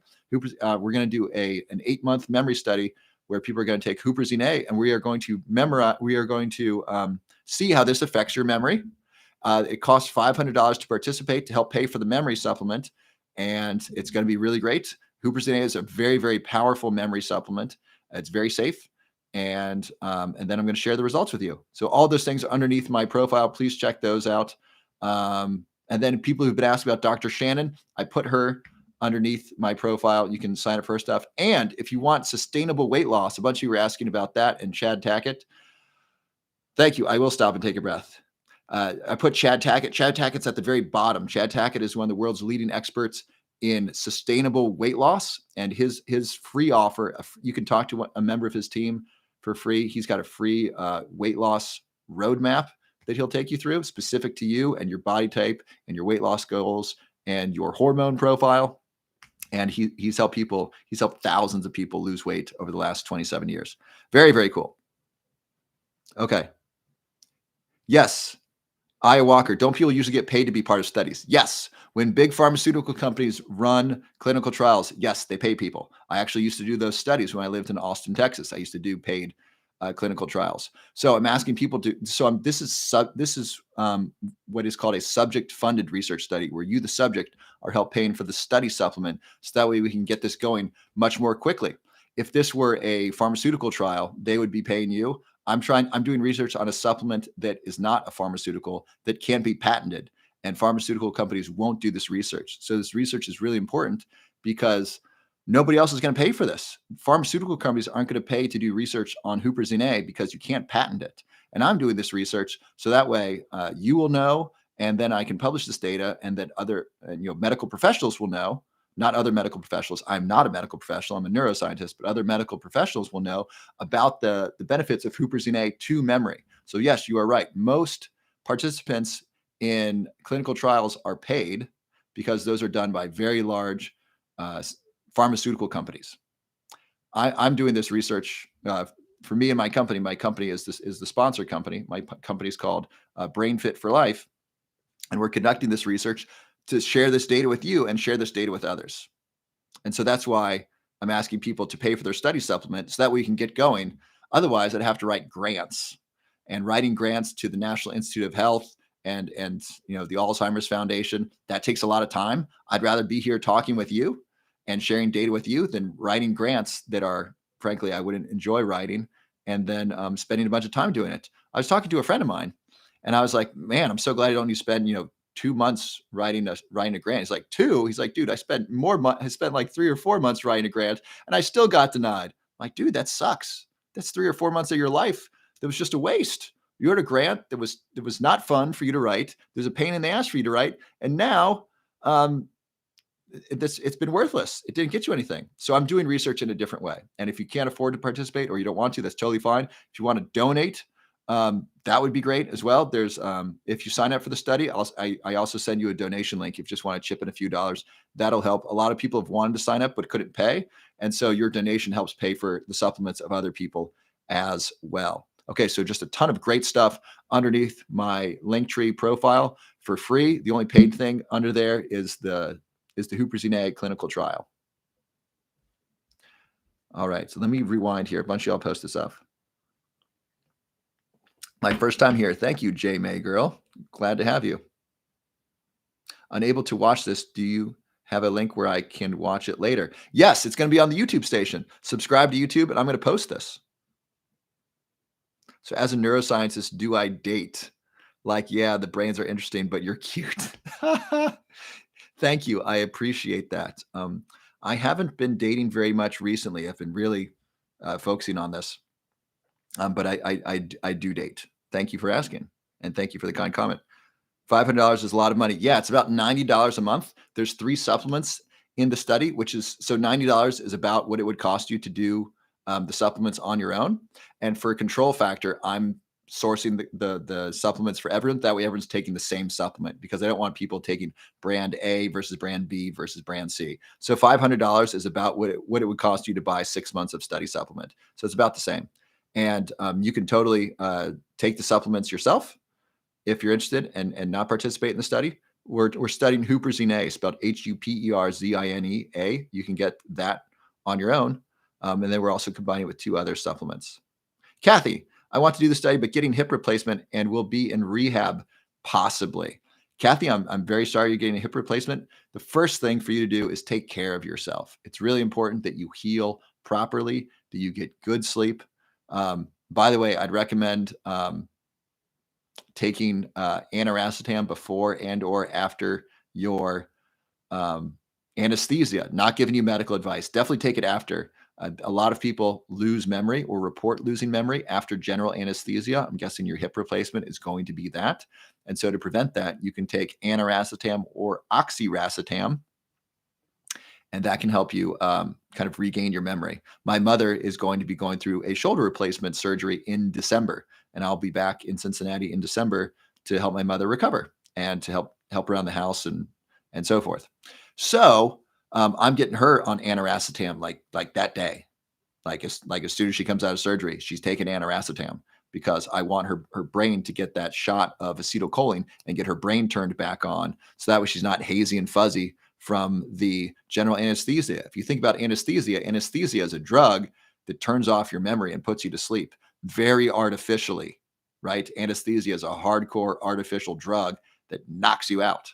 And so, um, and that's probably not great. I dated a woman who had multiple surgeries. She had some heart issues, and she said every surgery she had, she felt like she lost a piece of her mind, a piece of her memory. And I thought that was really sad because she still is a very beautiful person inside and out. She had a lovely, loving, kind soul, and she had a bad memory. And I think the general anesthesia really took something from her. So please, please, please consider getting aniracetam. You can find it online, and those of you who are Patreon patrons, um, you can get aniracetam from my when you subscribe to my Patreon account. So Patreon patrons help support me and what I do, so I can spend my time doing research and then share this information with you for free. If you become a Patreon patron, there's a link below my link tree for that as well.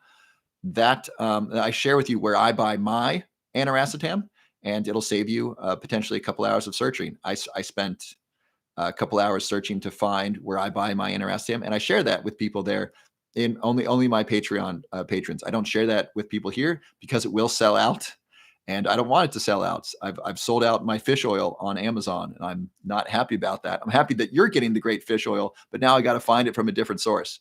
And so, if you really want aniracetam, you want a shortcut, you can become a Patreon patron. I hope that is helpful to you. And it's only like $3. You can cancel anytime. And I really just do that so that way I keep that information protected, because otherwise, they're going to sell out of aniracetam, and then I won't know where to get it.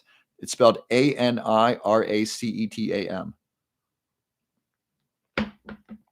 Ginger, some weight loss supplements. I just made a video about this. One of my favorites is L-tyrosine. L-tyrosine. It's an amino acid that is a precursor to dopamine. If you've been prescribed Ritalin or Adderall or any ADHD drugs, you may have noticed a decrease in appetite. That is because those drugs are stimulants. They're basically amphetamine. Adderall's amphetamine. And amphetamine decreases appetite in part because it decreases dopamine. And so L-tyrosine increases dopamine because it's a precursor to dopamine, and that can help reduce appetite, also increases energy, also feels good. Very cool. So that's one of my favorite weight loss supplements, Ginger. Michael, what's my opinion on mud water? I think adaptogens and mushrooms are amazing. We are just learning about the potential, the healing power of mushrooms. Seriously, Paul Stamets was way ahead of his time. Just like Francis Ford Coppola with his movies, The Godfather, Godfather 2, and Apocalypse Now, was way ahead of his time with movies. His movies were appreciated 20 years after they were made. Paul Stamets, his work, we are just beginning to understand how important it is. Mushrooms have such healing power. A friend of mine told me she had this garden, and she was doing construction at her house, and they spilled paint in the garden, this blue paint. She said the next day, this was like her food garden. The next day, mushrooms to go there, or maybe the mushrooms are the intelligence signal, mushrooms to go there, grow there, suck it up, and then return into the soil. Amazing. And there are all kinds of reports about this. There's reports that mushroom or mycelium, which is the kind of the mushrooms underneath the ground, not the fruiting bodies, not what we associate with what looks like a mushroom, like a Super Mario mushroom. That's the fruiting body. The mycelium are underneath. There's an incredible connection, kind of like the neurons of a brain, this massive connection of information below the soil. We have very little information about how much it's affecting us. Some even theorize or hypothesize, I don't know if this is true, it's very interesting to think about, that the mushrooms are actually controlling us for our own good. That's very interesting. They're certainly influencing the soil, and they could be influencing nutrition in the soil. And I don't know to what extent mushrooms are affecting us. Also, I heard this from Dr. Stephen Gundry, and then I found the research. This is research out of Singapore, a study of 600 people. I think it was 300 to 600 people. What they found was that those who ate two cups of mushrooms per week had a significant reduction in Alzheimer's disease, I think by 70%. Let me look this up because I shared a couple numbers here, but that's amazing. Just 2 cups of any mushrooms per week significantly reduces the risk of Alzheimer's disease. Let me look this up. Mushrooms reduce Alzheimer's, and then this is Singapore. This is a Singapore study.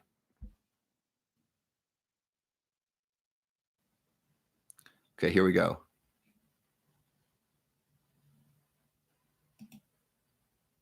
No, this is from 2009. This is more recent, I think. But here's one. Mushrooms may reduce the risk of cognitive decline. 6 types of mushrooms analyzed were associated with reduced levels of mild cognitive impairment. This might be at a team from the Department of Psychology and Medicine at Lulin School of Medicine. I don't know where that is. 2 standard portions of mushrooms weekly may have a 50% reduced odds of having mild cognitive impairment. There you go. So I think this research was recently redone because it was cited more recently. This is from 2019. So here's the here's the research. Mushrooms may reduce the risk of cognitive impairment. So mild cognitive impairment is a technical term, and it means basically impaired memory. It's almost pre-Alzheimer's disease. It doesn't guarantee Alzheimer's disease, but is a significant increase in the risk of Alzheimer's disease. Those who have mild cognitive impairment, these are people where we can measure their memory loss pretty significantly. These people have a 400% increased risk of Alzheimer's disease in the next 5 years, which makes sense, right? If you have significant memory loss today, your risk of Alzheimer's disease in the next 5 years is way higher than someone who does not have memory loss today, right?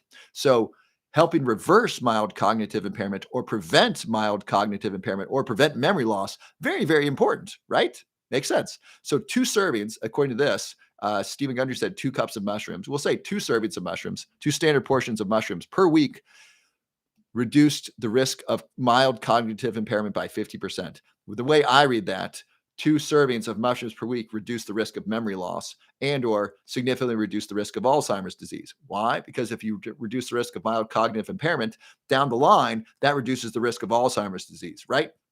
So they didn't look at Alzheimer's disease in particular. They looked at mild cognitive impairment, but that's the progression, right? If you prevent mild cognitive impairment, you're helping prevent Alzheimer's disease. So there it is. Very, very cool. So we don't know all the benefits of mushrooms yet. We're just learning about it. They are fantastically cool. So this study shows any type of mushroom: button, maitake, maitake, shiitake, lion's mane, portobello, lobster. Choose your mushrooms. So mud water could be very, very good. I also like coffee. So I don't want to say coffee's bad, mud water's good. I think coffee and mud water are both great. Drink whatever you like. The important thing is, do you eat food you like and you drink food you like that's healthy? You don't need to eat like me. Few do.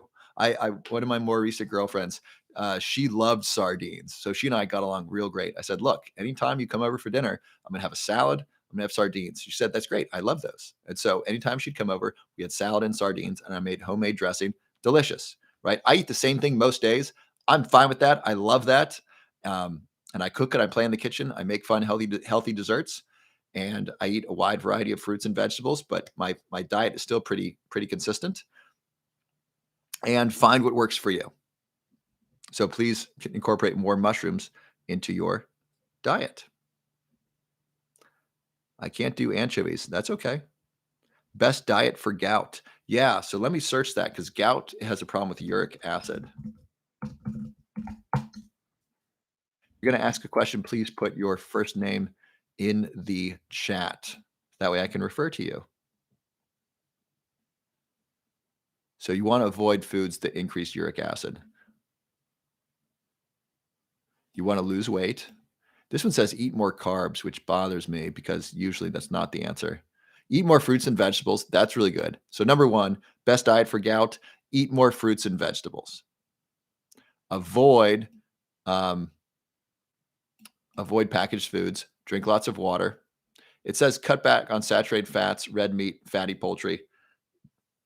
I don't know about that. And I don't know about that because foods high in healthy fats, or diets high in healthy fats, are often very healthy. But this is what the recommendation is: cut back on saturated fats. So we'll go with that. Recommendations of specific foods: avoid organ meat. It says reduce red meat and reduce seafood, specifically anchovies, shellfish, sardines, and tuna.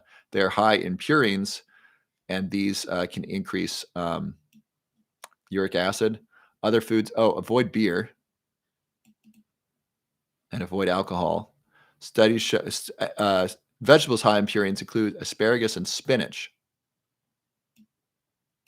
So eat a ton of vegetables minus asparagus and spinach. And for seafood, try eating herring, mackerel, and wild caught salmon. That'll be a really good diet. I would eat a lot of fatty fish. I would take a lot of fish oil. If you're going to eat red meat, eat a small portion. I wouldn't steer away from fat, especially um, healthy fats. And I'm not an expert in gout. I'm just trying to piece this together with you. Oh, vitamin C. Take a bunch of vitamin C. It says vitamin C may lower uric acid levels. Ooh, coffee may reduce the risk of gout. That's cool. And cherries. There you go. So enjoy your coffee and probably enjoy mushrooms. Really enjoy your mushrooms with gout. Oh, by healthy fats, I mean like olive oil, avocado oil, coconut oil. I think those are going to be really good for you. If you want to reduce your beef, try some bison. Bison is great. It is rich in vitamins. It's got less fat than beef. It's more sustainable than beef. All kinds of great stuff. And if you're going to eat beef, please eat grass fed. Does coffee cause heart disease? Great question. No. Really, what causes heart disease is diet and lifestyle, and the diet that causes heart disease. My understanding, I'm not a medical doctor, not giving you medical advice. My understanding is the diet that causes heart disease is high carbohydrate and high carbohydrate mixed with fat. It's not a high fat diet. It's high carbohydrate or high carbohydrate mixed with high fat. When you mix carbohydrates and fats, it promotes fat storage, and fat storage eventually leads to clogged arteries and heart disease. Leonardo da Vinci was the one who discovered this. He was doing dissections, which were illegal at the time. Thank you, government. Thank you, church. And he was doing these dissections illegally and then drawing them. Imagine the genius of Leonardo da Vinci dissecting a heart, and then the hand of Leonardo da Vinci drawing the heart diagram. His diagrams of the heart are better than Gray's Anatomy. They are better than current anatomy textbooks. His diagrams of the heart, the best. Amazing. And he found someone who had a heart attack, and he dissected them, and he wrote in his journal, he said, I believe this person died from overnutrition, overeating, too much food, clogged arteries. He put it together 500 years ago. He knew about heart disease 500 years ago. Amazing. Too bad. I really wish Leonardo da Vinci had been paired with like a marketer or a publicist to help tell people what he learned. He shared a tiny percentage of what he knew, and his inventions worked that he never made. He made a parachute. There was this a reality TV show that like made all of his inventions. His parachute worked, right? He never used it, but he designed it and wrote what and drew it and wrote what it would be made out of. And someone jumped out of a plane with his parachute. It totally worked. Amazing. And amazing he could think of a parachute because no humans were flying at the time. Nobody was that high up. There were no flying machines. He invented flying machines. I don't know if they would have worked, but amazing. He also invented the bicycle, by the way. Black cherries are good for gout. Yes. Why do I search for a doctor that specializes in Alzheimer's? Do you mean how? How do you search for a doctor that specializes in Alzheimer's? Well, I'm a neuroscientist and I specialize in Alzheimer's. I'm not a medical doctor. I'm not a medical professional. I'm not a neurologist, but I specialize in helping people slow down, stop, and prevent Alzheimer's disease, and in some cases, reverse memory loss associated with Alzheimer's disease. You can search for people like me. Dale Bredesen is another person. He is a medical doctor, and that is his thing for sure. Avoid deep fried fat foods. Yes, absolutely. Vitamin C helps with gout. Oh, so I learned this from an emergency room doctor. She shared this with me. She shared, I want to tell you the most effective thing to keep you healthy and keep you out of the emergency room for sickness is vitamin C. She said, take a half tablespoon, no, take a half teaspoon to teaspoon. So let's take a teaspoon of vitamin C every hour until you get diarrhea if you're getting sick. So if you're feeling the sniffles, if you're feeling getting sick, take a teaspoon. Let me simplify. Take 1 teaspoon of vitamin C powder in water every hour until diarrhea. That's her recommendation, not mine. And then you're saturated, and then simply maintain that. Linus Pauling, the Nobel Prize winning scientist who discovered vitamin C or ascorbic acid, that's what vitamin C is, he took, I think it was 6 grams a day. 6 grams a day. The recommendation is like zero point 0.1 grams. Let me look up what the recommendation is. It's tiny. Daily recommendation of vitamin C. It's tiny. 75 milligrams. Oh my gosh, I was wrong. So it's not even zero point 0.1 grams. It's like 0.075 grams. This guy's taking 6 grams. So he's taking, the recommendation is a tenth of a gram. He's taking 60 times that. He lived to be 90. I think he lived to be 93. How old was Linus Pauling?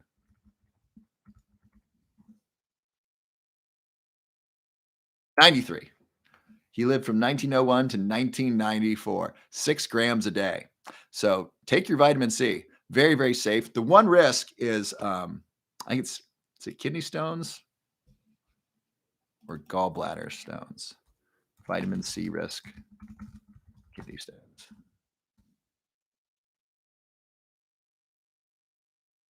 Yep, kidney stones. So there's an increased risk of kidney stones. Drink more water. So if you're going to take high doses of vitamin C, drink more water. That's the solution.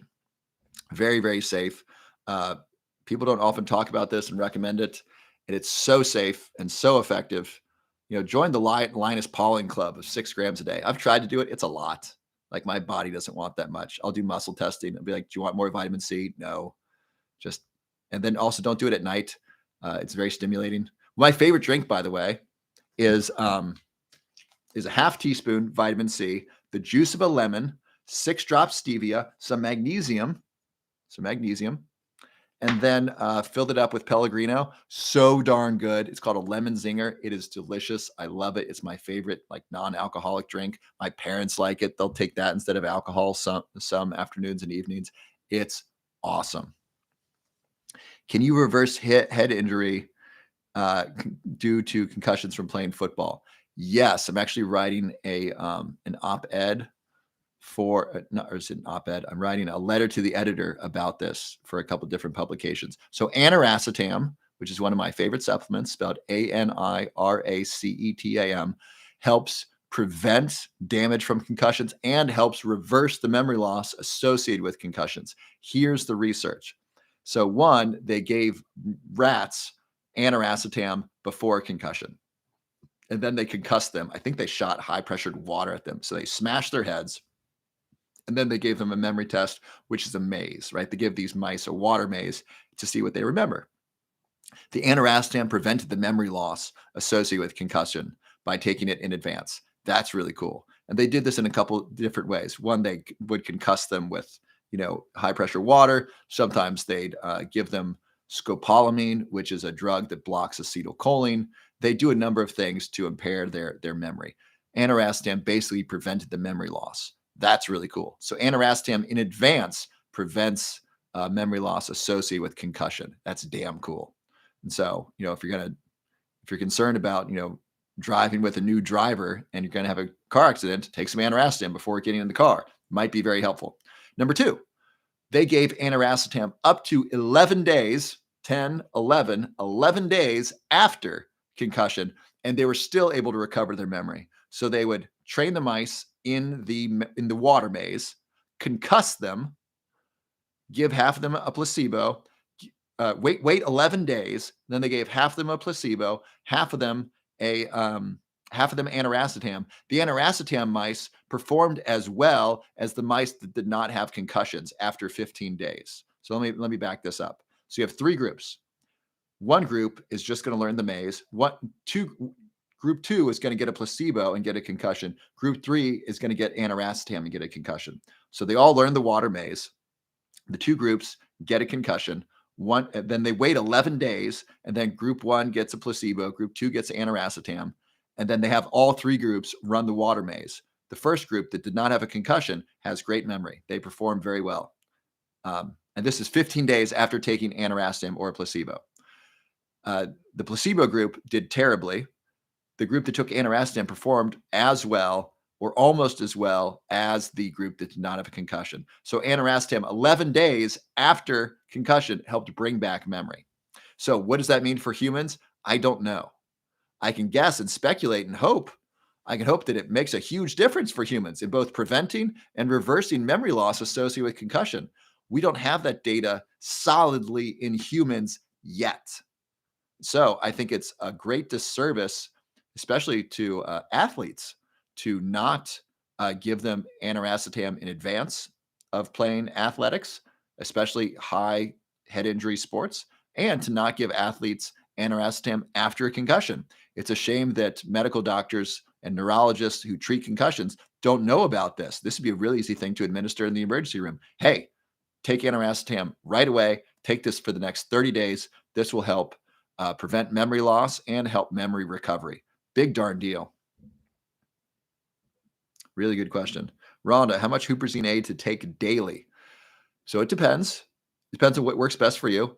The average dose for most people is 200 micrograms to 400 micrograms. So I want you to know how small this is and how powerful this is. Micrograms are like a tenth. They're smaller than a milligram. They're tiny. I think they're like a tenth of a milligram. So a very, very small amount. So 200 to 400 micrograms is where you want to go. I'd start with 200, see how you feel. And then if you want to take 400, go ahead and do that. I wouldn't take it every day necessarily, maybe 5 days a week, and see how you feel. Goldenrod can help with gout and arthritis pain. Well, thank you. That's helpful. Cold coffee only. How come? Why would you do that? When should I take vitamin C? I would take it in the morning, and then it can upset the stomach a little bit because it's kind of bubbly.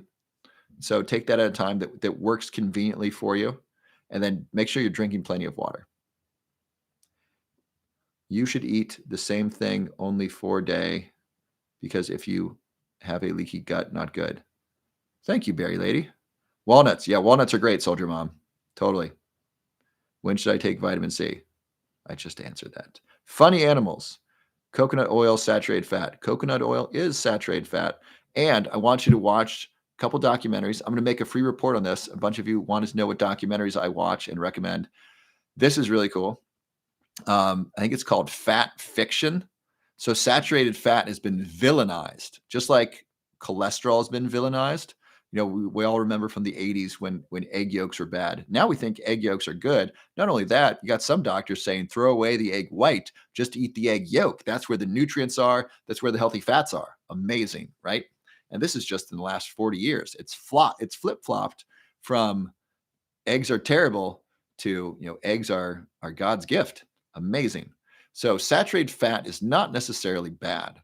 That's what the belief used to be. The belief was that if you eat fat, that becomes fat in your blood and that becomes fat on your body. That was the belief.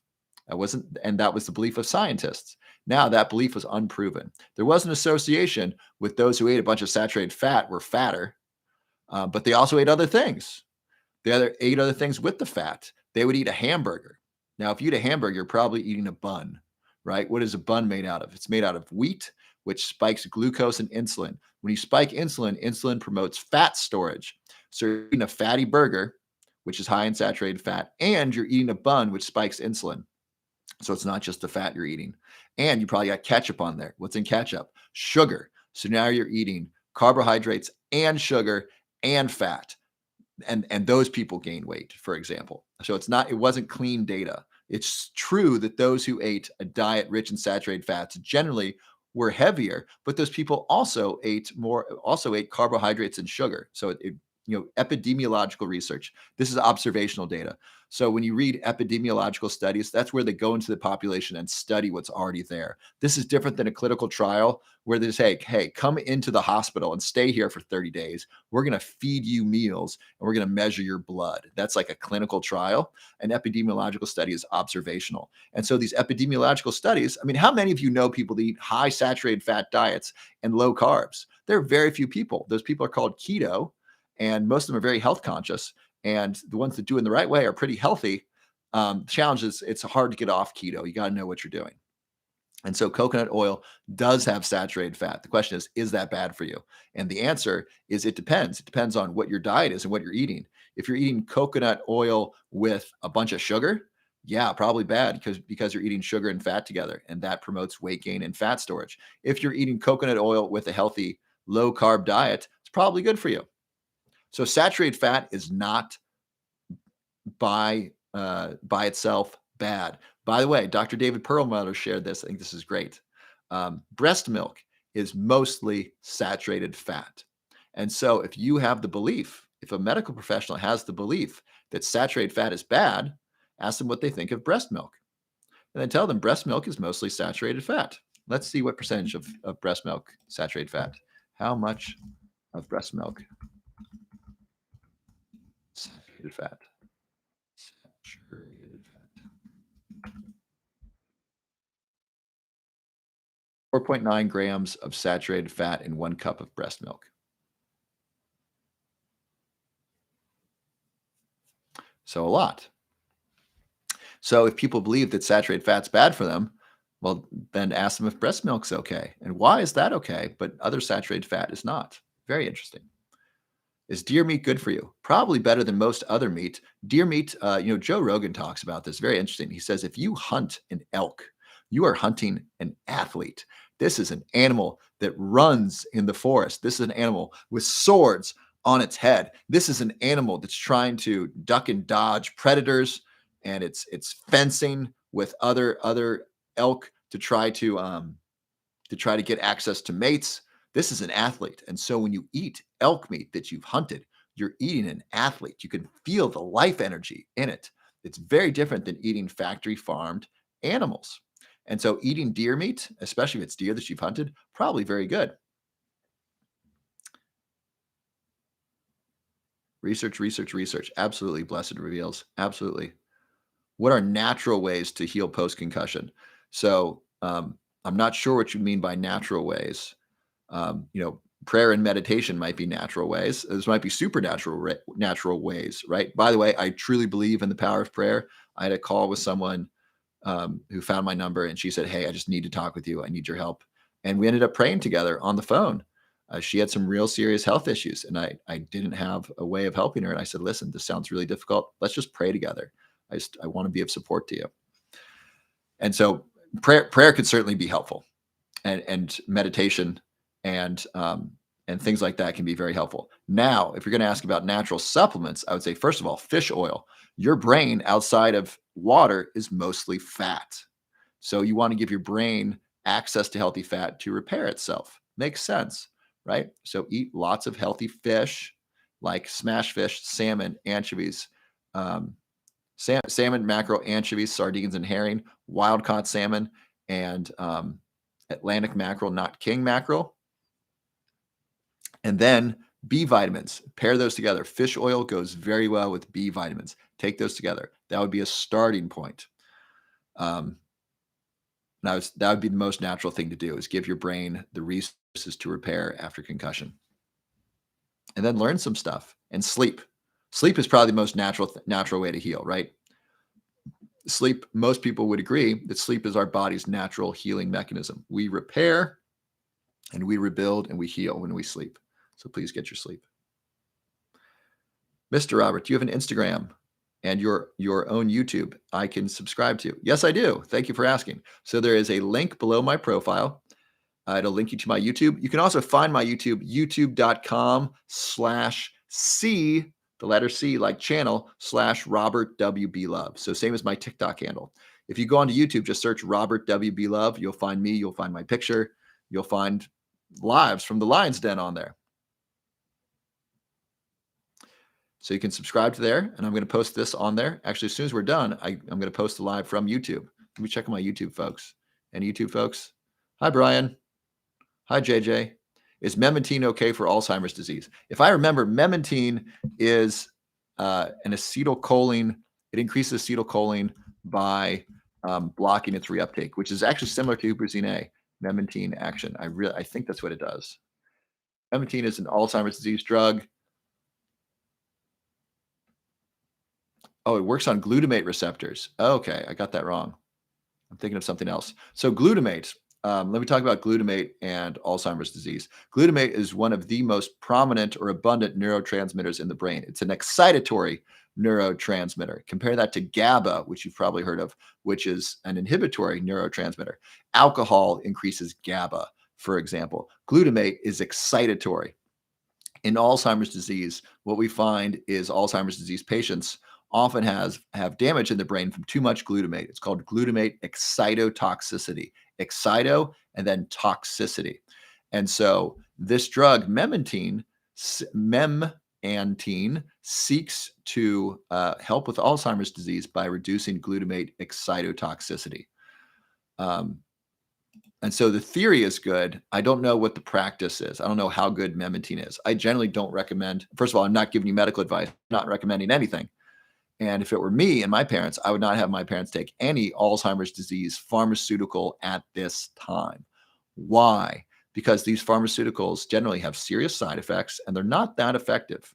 I've talked with potential clients and I've said, hey, what's going on? They said, I have early stage Alzheimer's disease. I went to my neurologist. They gave me a drug. I said, what drug did they give you? This. Did they say it's going to help your Alzheimer's disease? No. Did they say it's going to slow down or stop its progression? No. Did they say it has side effects? Yes. I said, then why the hell are you taking this? It doesn't help and it has side effects. Why are you taking this? Well, they said because it's the standard of care. Right now, the standard of care for Alzheimer's disease for medical professionals is give you a drug that doesn't work and that hurts you. That's seriously what the standard of care is. There's a new Alzheimer's disease drug that does exactly that. This drug was so bad when it was approved by the FDA, multiple members of the FDA advisory board quit. Let me give you the name of this drug. New Alzheimer's drug. Alzheimer's drug. Okay, quit. Someone just asked me about this the other day. I know that if I recommend it. Advisors resign over agency approval of Alzheimer's drug. The drug Aduhelm, Aduhelm, a monthly price of 56,000, a price of 56,000 per year, was approved this week despite weak evidence that it helps patients. Amazing. So right now, the newest Alzheimer's drug, not giving you medical advice, the newest Alzheimer's drug, there's very little evidence that it helps. It's supposed to reduce the accumulation of amyloid plaque in the brain. We don't know how helpful that is. I talked with someone who was in one of these trials, a clinical trial that prevented the accumulation of plaque. She said her memory got worse preventing the plaque, which is what Dr. Dale Bredesen says. If you haven't read Dr. Dale Bredesen's book, it's The End of Alzheimer's Disease or The End of Alzheimer's Program. He talks about how amyloid plaque is a brain defense. If you just prevent the plaque without preventing what's causing the plaque, that's not helpful. That's like taking blood pressure medication without finding out what's causing high blood pressure. Yes, blood pressure medication can lower blood pressure, but what's causing the high blood pressure? Is it lack of exercise? Is it diet? Is it stress? Is it high cholesterol? And what's causing the high cholesterol? Let's get to the root cause. So this tries to treat one of the symptoms of Alzheimer's, which is plaque in the brain. It doesn't do it very well, and there are serious side effects, I think, that include brain bleeding. So this is the newest Alzheimer's drug. And so when people ask about Alzheimer's drugs, my initial reaction is, as of right now, very few have proven to be effective. Few have proven to be safe. There are many supplements that are proven to be both safe and effective with memory and Alzheimer's disease. And there's a pharmaceutical that is available without a prescription that's shown to be very effective to Alzheimer's disease called aniracetam. Because I've mentioned this, I'm just going to mention a couple of supplements that are great for reducing the risk of Alzheimer's disease and improving memory. And then I'll talk about aniracetam for a minute, and then I'll get off. All right. So the supplements, I'm just going to rapid fire a couple that are shown in double-blind, placebo-controlled studies in humans and in animal research to slow down, to prevent Alzheimer's and improve memory are, no particular order, curcumin, Ceylon cinnamon, bacopa, lion's mane. Those are four that there's a ton of evidence around. And there is some evidence on rosemary as well. Rosemary is a bit of an intense herb to take on a daily basis, but those four for sure: curcumin, cinnamon, lion's mane, and bacopa. Those all have shown great benefit. Alpha GPC is an acetylcholine precursor that has shown benefit. And then you have aniracetam. Aniracetam works on multiple pathways to improve memory and reduce the risk of Alzheimer's disease. Aniracetam increases BDNF, which facilitates the growth of new brain cells, new neural connections, helps protect the brain. Aniracetam increases acetylcholine, and acetylcholine is involved in memory, and people with Alzheimer's disease have a deficit in acetylcholine activity. Aniracetam also protects against glutamate excitotoxicity. That's a big deal. That's what memantine does. So it does that, but it does other things. And I believe, and I'm writing a paper on this, aniracetam may reduce the accumulation of plaque in the brain. So it might do four different things. Increases acetylcholine. It may prevent the accumulation of plaque in the brain. It prevents against glutamatic cytotoxicity. It increases BDNF. Four different factors from aniracetam. Aniracetam is very safe and effective. It's extremely safe. There's a bunch of studies to show that side effects are very minimal. You can get it without a prescription. If you want to know where I get mine, you can sign up and be a Patreon patron. I have that underneath my profile, or you can search online and find it. Not giving you medical advice, just sharing the science with you. And when I give it to people, they notice a difference right away. Um, it's really great. I take it as a healthy adult. It has minimal side effects, if any. The side effects are awesome. If you take too much, it can be jittery. It can cause restlessness. If you take it late at night, it can prevent sleep. Feels really good. Also anti-anxiety, and also called anti-anxiolytic, ANXIO. And anyway, it reduces anxiety. I forget the technical term for it. It's great. I would start there. Those are way more effective and way safer than any pharmaceutical drug that's currently approved for Alzheimer's disease, not giving you medical advice. That's my understanding. And so that's my initial reaction to new pharmaceuticals for Alzheimer's, to say, look, there's stuff that works right now. There's piles of data in animals and humans. You can take the stuff now. You can feel a difference. I have a Bacopa supplement that I take. I give it to people. They feel mentally clearer in just a couple days. Big darn deal. Take lion's mane. You'll have better dreams tonight. You'll notice a difference right away. Okay, so sorry I went off there a little bit. I get mad that we have this medical industrial complex that's trying to make these new drugs that don't work. We have an FDA that's approving them when they don't work and they're dangerous. Meanwhile, we got an FDA and these state laws that are attacking raw dairy farmers while we're selling sugar in the checkout line. It's just this crazy backwards world. If you don't know the raw dairy reference, I referenced that earlier. There's a great documentary called Farm-ageddon, Farm-ageddon. It's really fascinating. Okay, we're getting a ton of just hearts right now. I guess you like my rants about Alzheimer's drugs. Do I have a YouTube station? Yes. Just go on YouTube and search my name, Robert W.B. Love. My station will come up. There's also a link under my profile. Where can I purchase this med? You can search for it online, or you can become a Patreon patron, and then I share with you where to buy it. You can become a Patreon patron. There's a link underneath my profile. Natural ways to heal concussions. We just covered that. Natural shot of magnesium in the morning. Boy, there's a ton of hearts here. This is lovely. Thank you so much. 2 egg yolks and 1 egg white omelets cooked in ghee with cheddar cheese. Awesome. I'm dairy free, but if dairy works for you, that's excellent. But that's great. Your body tells you pay attention. Absolutely. Improve memory. Yes, we've been talking about that. That's the whole thing we've been talking about. Fifth link in the link tree. Thank you. Thank you, Julia. Patricia, what do you think about tomatoes in our diet?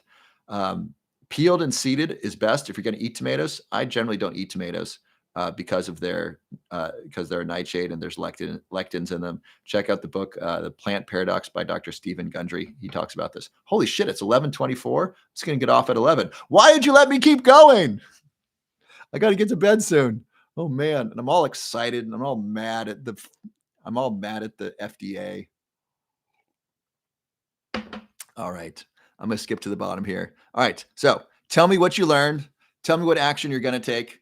And I love you. I freaking love you. You're awesome. You're here at 11:24 p.m. Eastern Standard Time, talking about neuroscience, health, longevity, diet, and loving each other up. Okay. So I'm not answering any more questions. Let me know how to make a lemon zinger. I have a video on that. Gracie, just search through my videos. I totally have stuff on that. Savage Pot, Robin, you're going to Costco. Awesome. Would you take some video of it? I'd love to see it. Tag me in it. I want to see you going to Costco. We love you. I love you too, Ashley. Let me know what you are doing. Let me know what you learned and what action you're going to take. If you're going to look up Bacopa or lion's mane, if you are going to start exercising more. By the way, exercise, number one thing to do to help your brain. Exercise is medicine for your brain. Start there. Great for ADHD, great for sleep. If you're going to start sleeping better, if you're going to research melatonin, if you're going to eat more mushrooms, please, please, please. Tell me what you're going to do. What about vitamin B3 and cancer? Yes, I covered that earlier, Fred. I went into detail about that. Essentially, I'll give you the recap. This research from the University of Missouri looked at um, NR, which stands for nicotinamide riboside. And that's a supplement often used for longevity and anti-aging. Vitamin B3 specifically is niacin, very similar to nicotinamide riboside, but different. So the study did not look at vitamin C in particular. The headline said vitamin C, but it's a form of vitamin C called nicotinamide riboside. It's not what's in vitamin B supplements. I said vitamin C there, vitamin B3. Vitamin B3 is niacin. This research that showed that vitamin B3 increased cancer is not niacin. It is NR. And so a lot of people have been messaging me and they've been concerned about it, saying, do I need to stop vitamin B3, which is niacin, which is really, really helpful. It's really healthy. It's necessary. Please take your niacin, not giving you medical advice.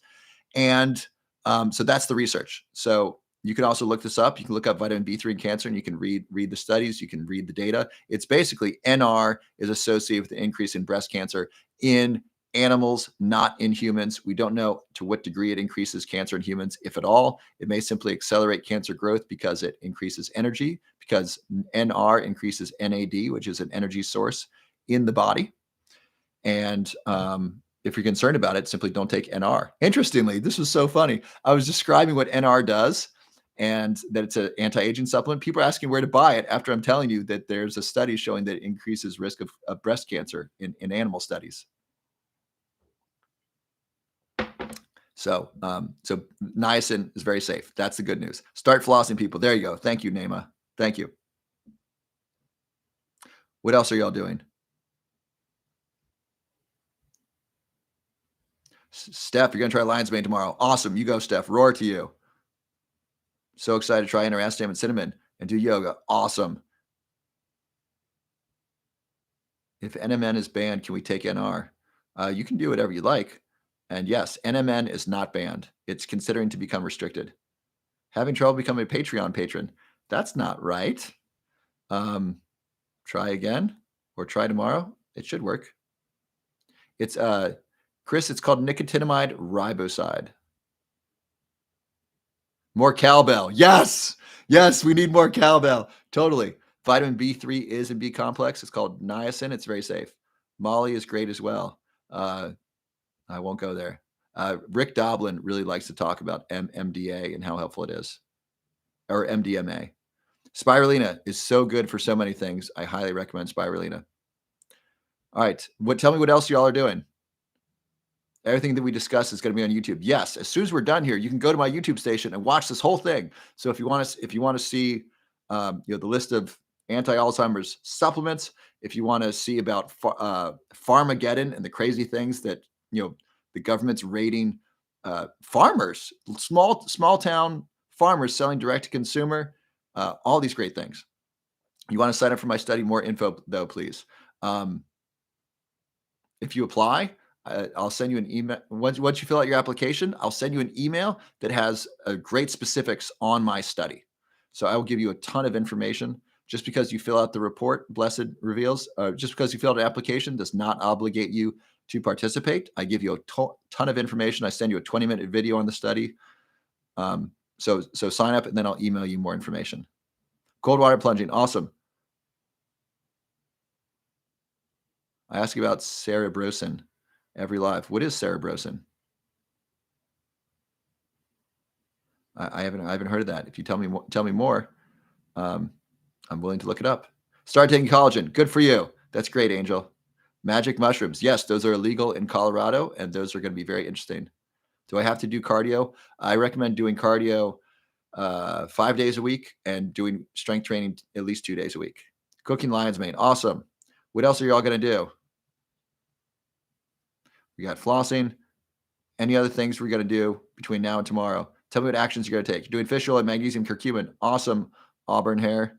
Niche 20, my little brother on Anoracetam, spelled ANIRACTAM. That's how that's spelled. What other actions are y'all going to take? 62, I take ginseng for energy. That can be good. Is that helpful to you? I would take a B complex vitamin and NMN for energy. Eat grass-fed beef. Excellent. Vitamin D2 and K2 black seed oil. Great, Chris. You can take chelate magnesium. Give it a try. I also recommend magnesium threonate and glycinate. Taking collagen, the same brand I recommend. Excellent. Recovering from traumatic brain injury and helps with brain fog. Tiffany.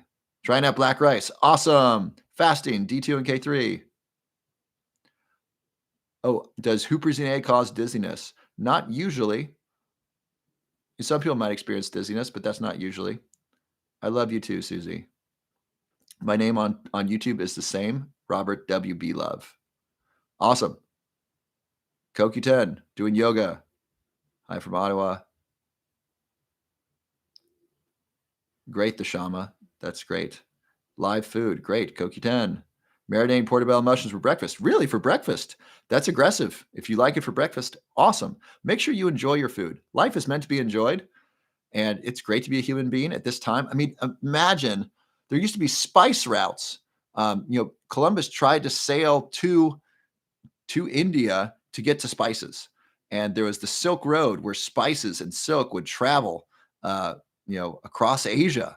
Spices are so valued. And now you can go to a grocery store and get spices for pennies on the dollar. It's crazy. Spices not only taste great, but they're so good for you. So please, please, please enjoy your food. I guarantee you can find healthy food that you will love. I promise you. You might just need to detox from sugar and processed food. There's so much delicious food that you will absolutely love. Great job doing it. You're growing lion's mane. Awesome, Stefia. EFT. I love EFT. That's awesome, Callista. Eating bison. I take my B complex in the morning. Yes, it works well. Can you pray? I sure can. Praying's great. 5 days of cardio. Yeah. And make sure you're having fun. You ordered L-tyrosine. Great. Sleep. Yes. Yes. Time to do that. Ordered lion's mane. Awesome. Reishi mushrooms. Yeah. Reishi's great. Breathwork. Breathwork's great. We got the physiological sigh. What about LDN for Hashimoto's? I don't know what LDN is. I don't know what you're referring to. Awesome. All right, I am going to go to bed now. Just a reminder, you got all kinds of free great stuff underneath my profile. You got my top 10 supplements. Get that. I put that free report together for you. A bunch of y'all asking me what supplements I take. That gives you my top 10. Start there. A lot of you ask me, like, what's my entire supplement regimen? One reason I don't give that to you is I don't want to overwhelm you. There's a ton of shit in there. Like, why would you want to take 30 supplements? Start with 3 and then move up to 10 and then go from there. So I give you my top 10 supplements and the brands that I get and why I take them. Start with that. That's totally free. I email you a copy. There's my free masterclass on how to prevent Alzheimer's disease. Please watch that. I put that together. It's 45 minutes of really good information.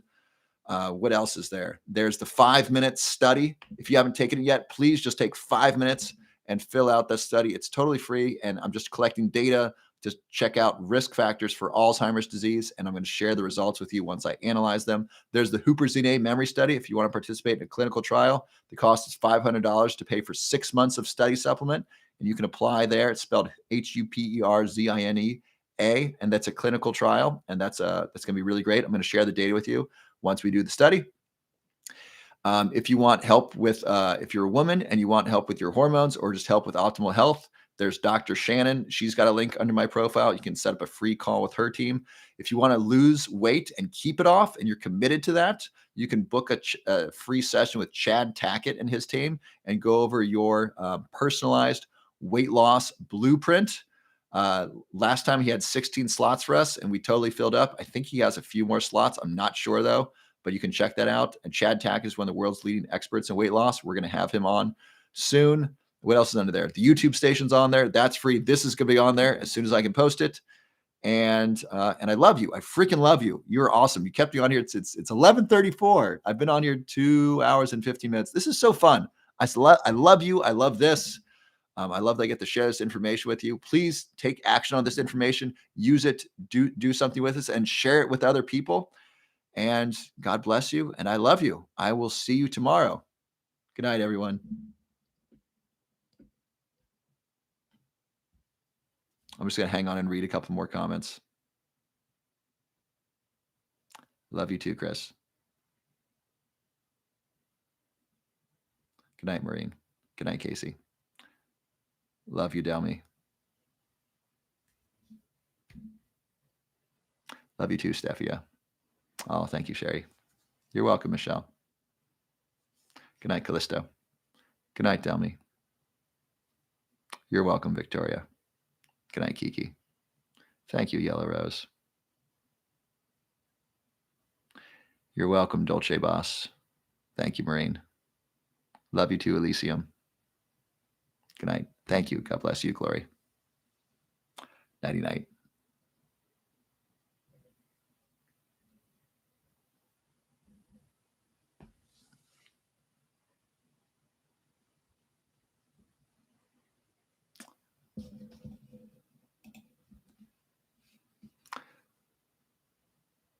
I'm sorry, JJ Sessio. I'm just seeing your comments now. Are you still on? Oh, there's still 8 people on here. Awesome. So to answer your question, JJ Sessio, you're reading the book right now? Yeah, it's so good. So great. I'm glad you're not giving your mother memantine. I'm not giving you medical advice, but seriously, there's so many supplements that are safer than the prescription drugs. Like, look at those first by far. What else? You're gonna start taking lion's mane, B complex curcumin, and it's pronounced aniracetam, ANIRACETAM. Then what I think of B vitamins from nutritional yeast. Those are good, and oftentimes you want to supplement with a specific supplement. So nutritional yeast is good. It's good for vegans, and if you're going to be taking supplements, I would take a B complex if you're vegan. It's so easy to be nutrient deficient, vitamin deficient as a vegan because it's just hard. And so if I were a vegan, I would take a B complex. I would take omega-3 complex like algae oil. I would take an iron supplement, likely. I'd get my iron levels checked. I would take a protein supplement, and I would take alpha GPC, a choline supplement.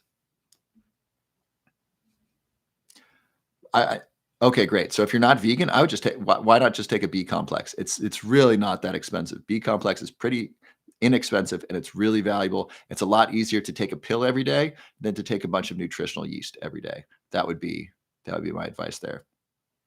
Or not giving you medical advice. That's my thought there. Pills easy. Nutritional yeast, you got to add that to your salad or smoothie every day. Not necessarily worth it. My favorite brand is Thorn.